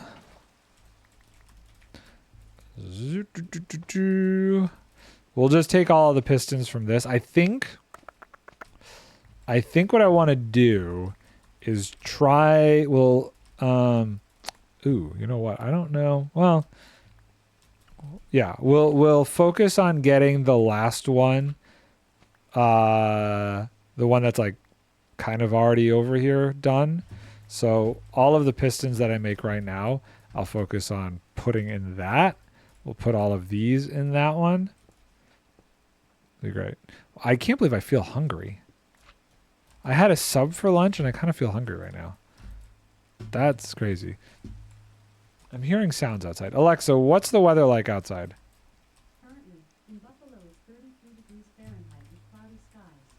Today, you can expect cold weather and freezing rain with a high of 36 degrees and a low of 20 degrees. So freezing. There's a wind advisory in effect from Thursday, February 6th, 4 p.m. to Friday, February 7th, 10 a.m.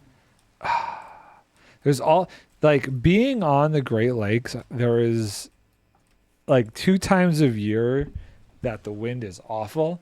Coming out of winter, so February to March gets crazy, and then October to November gets crazy, and I can't stand it. Really, that's everything, huh?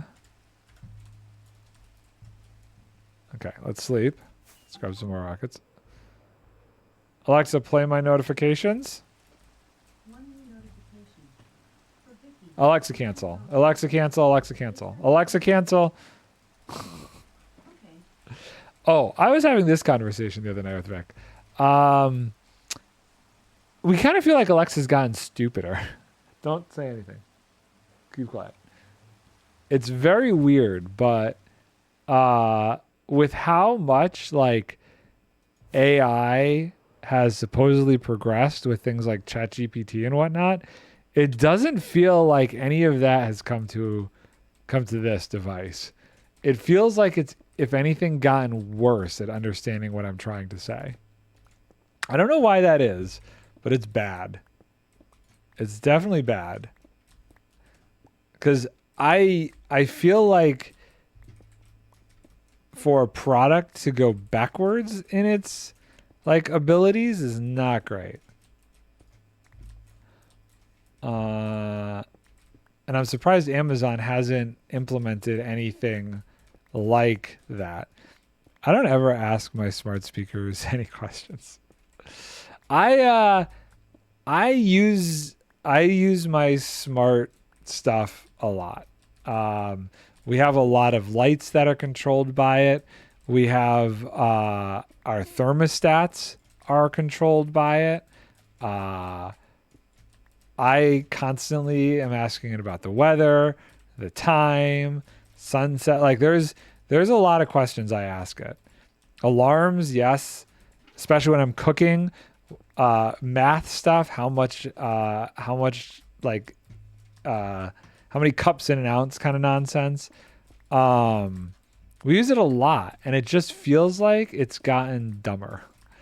And I can't really wrap my mind around why that is.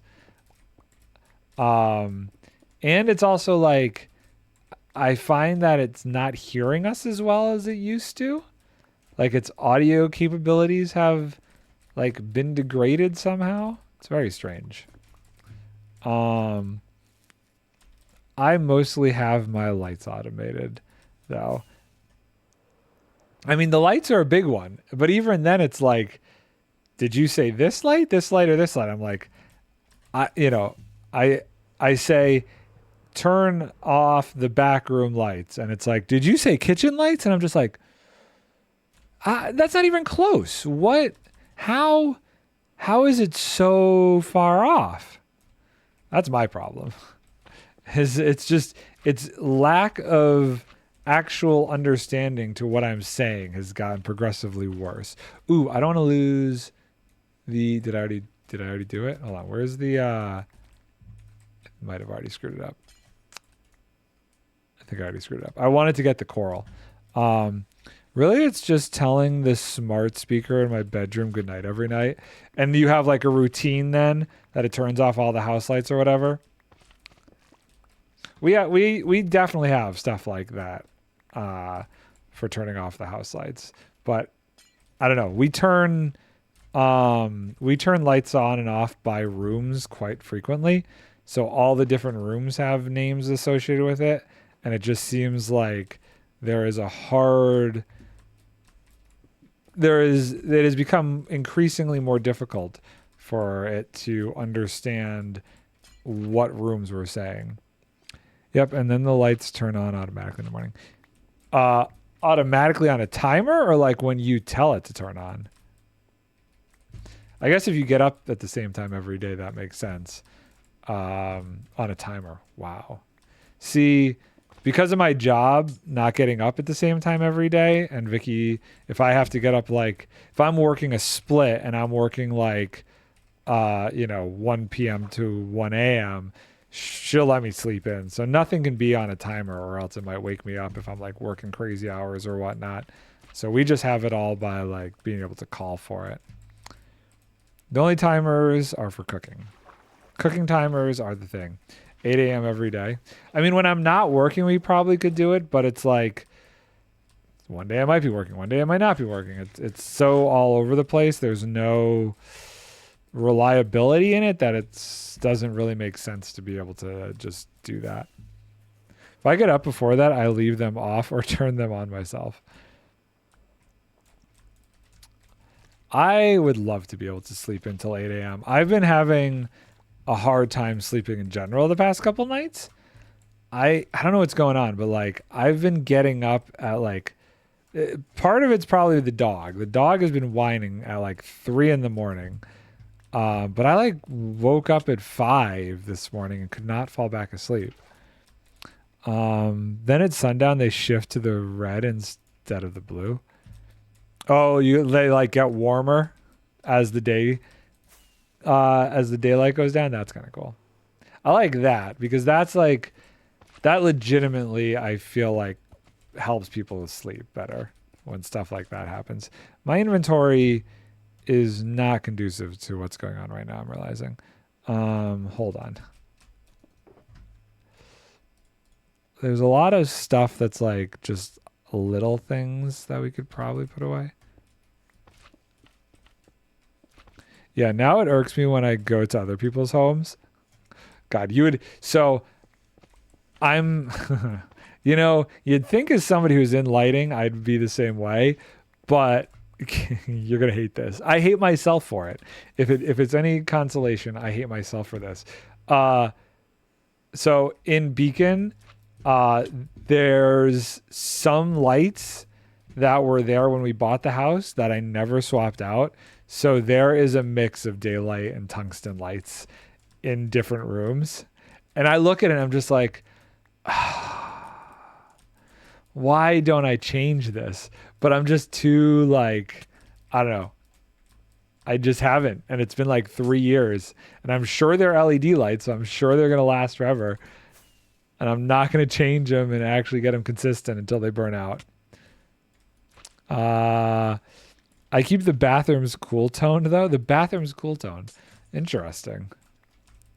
They say people look better under warm light, but I could see for like showering in the morning helping you wake up wanting the bathrooms cooler. Although that's if you're a shower in the morning type of person. I know some people shower at night, which is always weird to me. I've always been a morning shower. Like, I don't know, showering at night before bed, that just would wake me up. I don't, that confuses me. Cool toned is the color of business, so gotta keep the bathrooms cool. Because you're doing business in there. Yeah, I get you. Okay. So I'm picking up a lot of this. Picking up a lot of what I'm putting down, so that's good. Most of this is going in the item sorters, though. That, and it just feels more sterile to me. It feels cleaner. Yeah, no, I can see that. Yep, that is a consequence of blue light feeling a little bit cleaner, sterile. Yep, I could see that.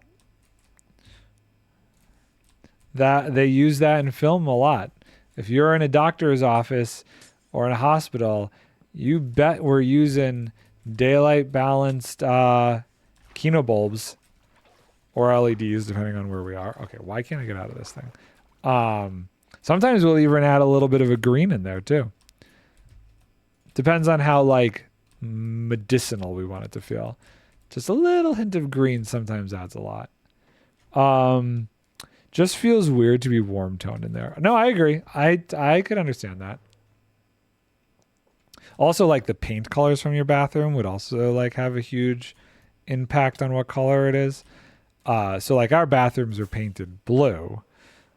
So it would be weird mix to switch that. Okay, do I have enough inventory space for what I'm about to do? I hope so. Tear these down, and this is all done. I've thought about buying my parents' new bulbs just because it irks me so. That's pretty impressive. See, all of well, not all of, but the majority of the light fixtures at my place down there are the overheads where I definitely need something to stand on to get to it. And I have to unscrew the dome to actually access it. So I think it's kind of just a huge laziness issue for me too. It's a lot of work to like get a thing, go up there, unscrew it, pull the stuff out. Usually there's a million dead bugs in there. Put it back. Like, I don't know. I'll do it when they die or when they start to flicker. Then I've been slowly balancing them. So I personally, I like the 4800 Kelvin tone. It's like a good mix between the super daylight 6000, 5600 and the warm 32. That's usually my standard that I go to. If I can get a bulb, an LED that's rated about 4800 Kelvin, That's a nice look to me. Be expensive to buy them smart bulbs to color shift automatically, but I'd be happy if they just had all warm tone bulbs instead of the mishmash they have. Yeah, I mean, totally. Just get them all the same color bulbs. Here's the other thing that I am keen on. I try and get the bulbs that have like super high output because I always find it to be very dark. Like I need a good bang for my buck when it comes to light bulbs. I need a super bright light bulb to be happy. I always found LEDs to just not be as bright as tungsten when they first came out.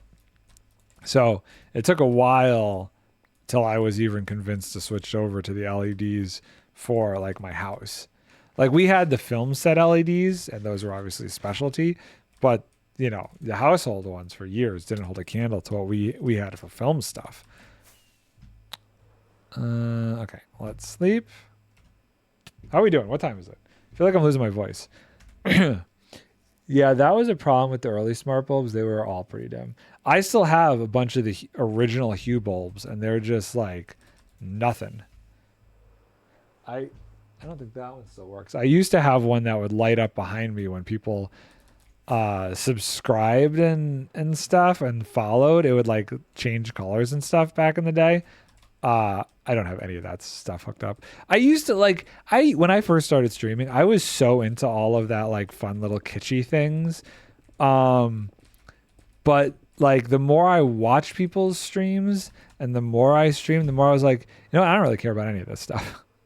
Like I, as a viewer, don't care about it. And I don't really care about it when other people are doing it. So I just said, forget it. I'm not doing this. This is not worth it for me to keep this kind of a thing going. I thought it was all really cool, but it became so gimmicky in my mind that I just said, nah, I'm not doing it anymore. No more gimmicky stuff. Yeah, thankfully now you can get them 75 watt or 1,000 lumens. I have found these bulbs, they don't fit in all fixtures because they're ginormous, that were like 3,000 lumens. It's kind of double the size of a standard light bulb, but this thing is massive. And you can choose the color temperature. It's not RGB, but it goes from like 28 to 6,500 Kelvin. So you can choose if it's warmer or not. And I've been slowly swapping a lot of the bulbs down in Beacon to that one. And I put it in, I'm like, whoa, that is bright. I usually run it a little dimmer just because of how crazy it is. But if I need the option to go bright, it's there. Okay, I can get out this way, right? Yeah. Okay, all right. Beautiful. Oh, we are so close to being like done with this. I can feel it. I can't remember who the main competitor for Hue was at the time. I bought my original bulbs, Lifex maybe. So I remember like WYSIWYG. No, not WYSIWYG. Ecobee. Was that? There was like two different ways of doing it. And there was like an old school way before the bulbs were Wi-Fi that was like, it was its own thing. It wasn't like Bluetooth or Wi-Fi, but it was its own kind of standard. And my uncle used to install these things. And I always thought it was like so much work for such little gain. They were brighter at the time, but they didn't use a hub, so they all had Wi-Fi in them. See, that's the bulbs that I got now have the Wi-Fi in them. And I'm glad I went Hue because all his bulbs are dead now. Well, that's a different story. I've had the newer Wi-Fi bulbs that I've started to purchase that aren't Hue, I've had pretty good luck with. Do I have it listed in here? Hold on, let me see. Smart stuff. Wiz.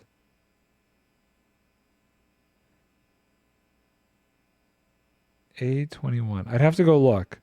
It doesn't actually have the name of the bulb here. But it's like super big. Hold on. Let me collect this and I want to grab it real quick. Just because it's so huge. I think the hue setup of needing a hub is just better. I don't like the hub. I find that new bulbs are... Wi-Fi is just too high power. Oh, you think it's like just not as efficient? Interesting. Like power-wise? Well, let me go get these giant bulbs I started using.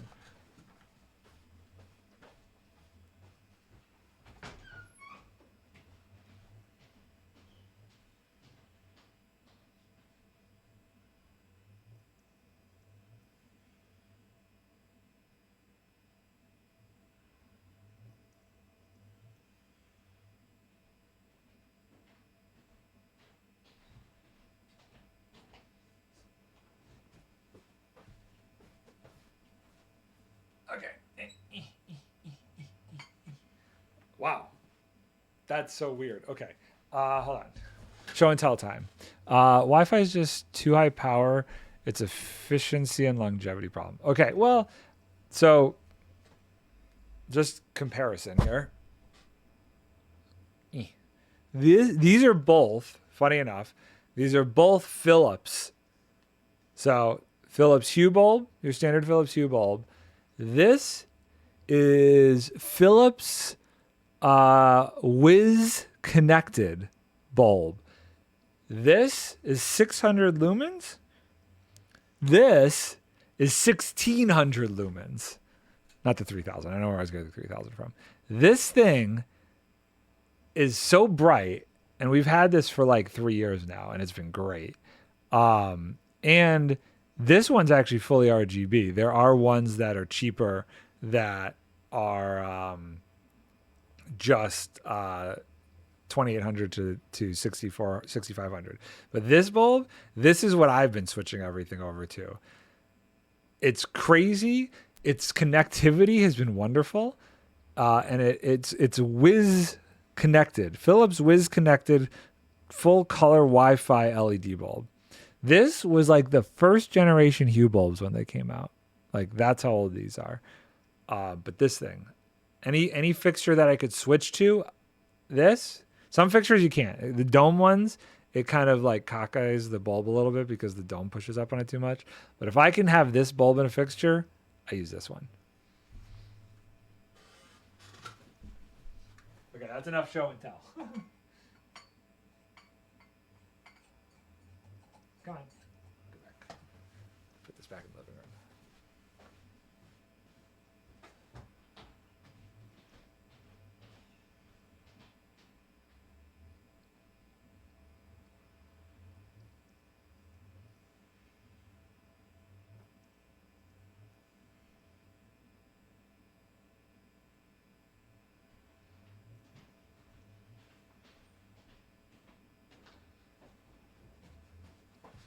Oh, I should get a water. Hold on.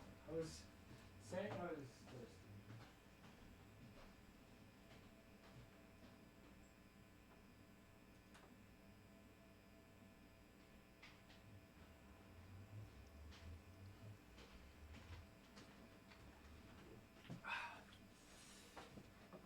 Okay. Most of the bulbs are full RGB, but I've just been getting the color temp changing ones for anything I've bought lately since I never used the RGB. It was cool, but not worth the extra cost. So, I'm still in big picture. Hold on. So all of the original ones we purchased, like back when they first came out, were the RGB ones. The like old school hues. Now they're not. The only time I'll get RGB stuff is the kitchen cabinet under cabinet lighting. I do like to have that as different colors sometimes. I think that's cool. That's probably it though. Everything else is just different white balances. It was fun to make the whole house red and stuff. I loved that. But I think the only time that I like to use it is for accent lighting. Cabinets in the kitchen, bookshelves. We have some built-in bookshelves around the fireplace and stuff. Things like that, where it's like a fun little just pop of color here and there. I like that. But your standard overhead or lamp lights, don't need it. Not necessary. Okay, let's put this away. Let's see. Where are we here? Let's clean up this. So everything is done. Everything is built. We got a lot of stuff between these. So these are all empty then, right? Those are all empty. This is more redstone stuff. None of this is necessary anymore. We should just kind of try and put this all in here, I guess, for now. As much as possible. Redstone lamps. There's so much stuff. Those can go in there. Oh, the walls. Didn't have anywhere for the walls to go. That's fine. Observers.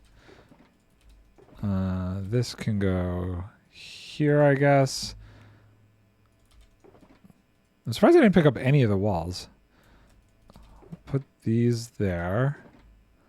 Redstone dust we'll put here. Okay. I just like moved all of that to there, but whatever. So this is empty. Okay, so all of these are empty then, right? Empty shulker box, empty shulker box. I mean, I guess we could just put them all in my inventory. Empty, empty. Just trying to clear this area up. Because we're kind of getting farther into this in a good way. Those we'll leave over here for now. Actually, no, we'll take those back.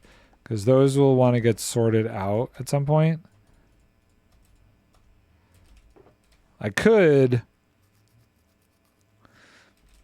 Well, actually, I'm going to take those, and then we're going to take this, and we're going to put that in there. Okay, we'll just leave those there in case there's like a mishap or anything down the road. I'm going to put these away. So we have those 5, and those 5. So yeah, 15. That sounds about right. Okay, cool. How are we doing? 347. So we'll leave this stuff. We'll call this mishaps, scaffolding. Those can stay. This will take because we want to get this completely full. Let's head over there. We need so many pistons, but we're on like the last 2 legs, so it just feels like we're very close to being done. I'm gonna put all of these shulker boxes away, I think. Except for maybe 2. So this should be wood, redstone. Yeah, okay. So this one is got some. Yeah, we'll do 1, 2. Those will stay. We have a decent amount in there. These we'll put away at this point. Great.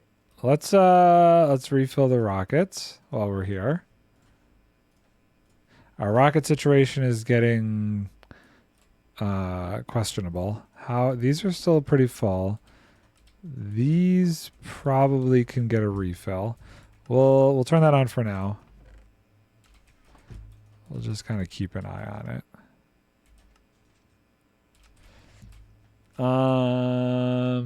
Okay. See this will be great to have in one of these chunks that like can auto be. Well, I guess I wouldn't get the creepers. I wouldn't get the gunpowder per se. But like if I was automatically getting more sugarcane put into this system, that would be sick.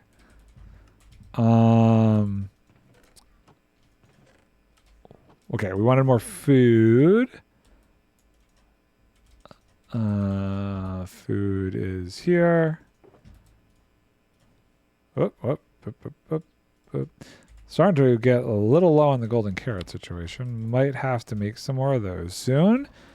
Oh, you know what? I do want 1 shulker box over here. That we can put all of our junk in. This is the junk one.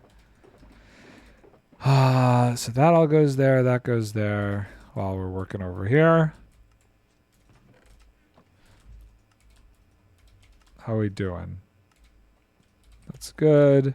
This was my first attempt at using logic for auto crafting. This basically detects when the pot is empty, so that way it doesn't overproduce paper and have paper flying out. So when the pot is empty is the only time that it starts producing the paper, so that this doesn't go flying everywhere. And it keeps it pretty consistent. It's actually a really nice mechanic. Okay, so we need, what are we missing here? Wood. How are we on cobblestone? Cobblestone's getting a little bit low, but we should fill up the wood chest. That's good for now. Another row of rockets ready to go. I like it. What's flowing through over here? Is this just stuff from the gold farm that's come through? Yeah. How did dirt get in there?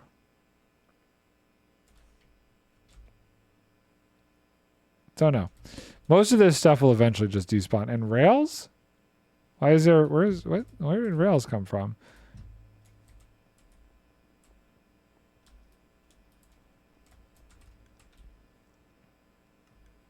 Okay, I don't know why there's rails in there, but we should maybe have a spot for rails for now in redstone per se. I don't know if people are using the thing to get this going through, but if they are, let's filter it out. Let's put rails in the system. Cool.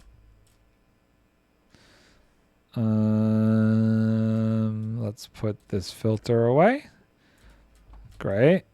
Let's turn this on. Oh, it was on. Boop. Okay. Fill that up. Start going there. And we were going to go get some wood. Have we created any of these? Are any of these done now? Mini bone meal vines like in drip leaf. Okay. Blaze rod, maybe. Maybe. What is this? Pumpkin and melon. Nope. Cactus. Nope. Kelp and dried kelp block. Nope. Bamboo. Nope. Sugarcane. Nope. Mushroom. Mushroom. Nope.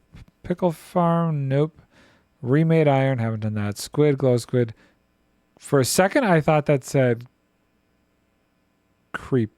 coffee. Copper? That's not how you spell copper. Honey/honeycomb. Nope. Scoot. Sniffer farm. Mud, clay, and terracotta. Haven't made that. Dripstone. Nope. Amethyst. Skulk farm. Froglight. Move to over here. Rooted dirt/roots. Haven't done that. Villager gifting. Haven't done that. Concrete maker. Haven't done that. Lava farm. Haven't done that.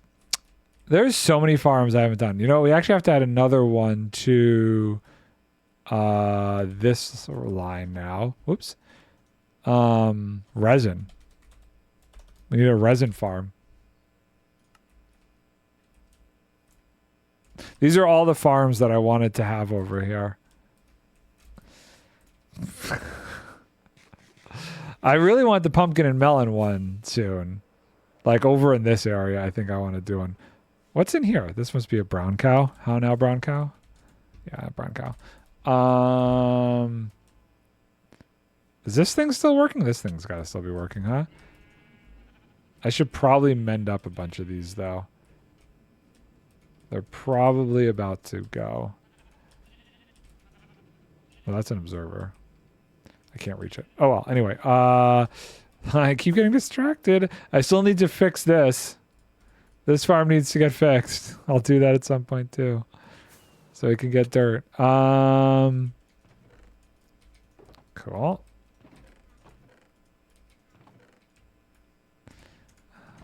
Great. Got the wood over there. I got to figure out how to make my iron farm into a quad farm at some point. definitely going to want to do that. Let's see if the if that rail ended up in here now. Hey, look at that. 2 rails. I do like this. This is probably these item sorters, these multi-item sorter things that are minecartless are amazing. I'm going to be really bummed if there's some mechanic that ever gets introduced where those don't work anymore, because those are hard to build, but they are far and away my favorite part of the item sorter system that I got going on over here. So I could do more than 4 at a time, I guess. 1, 2, 3, 4, 5, 6. Let's go for 6. We're just refilling all of this stuff for the time being. I could do more than that. We can go for 7. 1, 2, 3, 4, 5, 6, 7. Yeah, really the wood continues to be kind of the blocking point here.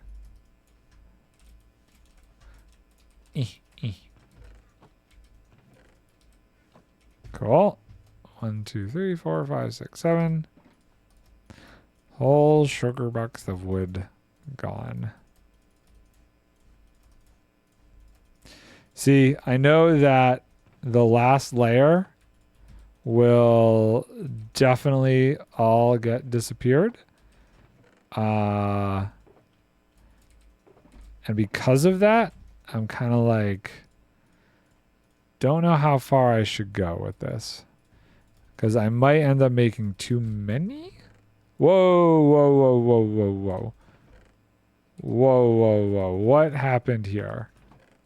How did redstone get in there? Did I really mess that up that badly? I don't even know how I managed to pull that off. 1, 2, 3, 4. 3. That's not going to fit. 4. Boop. Redstone. Let's do one more of these then. Okay. That's good. That's good. And where's our cobblestone? Did we go through all the cobblestone? I guess that's the other question. We did not. So that's cool. We can put some of this in there. Where do we leave off? There is where we left off with the cobblestone. Likey. 1, 2, 3. These should all be full, right? Yes. Boop, boop, boop. That gets filled. That gets filled. That gets filled. This might take the rest of the cobblestone that's here. Potentially. Potentially. That'd be good, though. That'd actually be really good if we can get all of this in there. Oh, there's like nothing in there. We really are plowing through with the pistons. And there, yeah, we're not going to fill it up completely, but we're going to empty these for sure. That is everything. Some are coming through the hoppers, but I'm not going to go back for those. Okay, cool. Okay, that's pretty good. Now we just got to make them all and run that stuff. There's so many automated farms that I haven't done. I feel like this is the most focused I've been on trying to get the perimeter taken care of. Like usually I'm all over the place, but this break, getting that done has been great. Okay, so we did good. It's been about 3 hours. Probably just let this keep going for a while. keep making ourselves all of these pistons. I really want to find a faster way to do this for when I actually make the autocrafter for that, because clearly that system's like a little janktastic. It's not great. It's mediocre at best. But I think we are going to call it there. So I will be back either tomorrow or Monday or Tuesday. We'll have to see. I will be back one more time before I start working. I'm not sure when. It's going to depend on a couple different things. So bear with. You'll get a notification when I'm back. But thanks for hanging out. I'm going to keep working on this on the side and letting this run in the background. Maybe it'll all be done by the next time. Who knows? I will catch you later. Bye for now.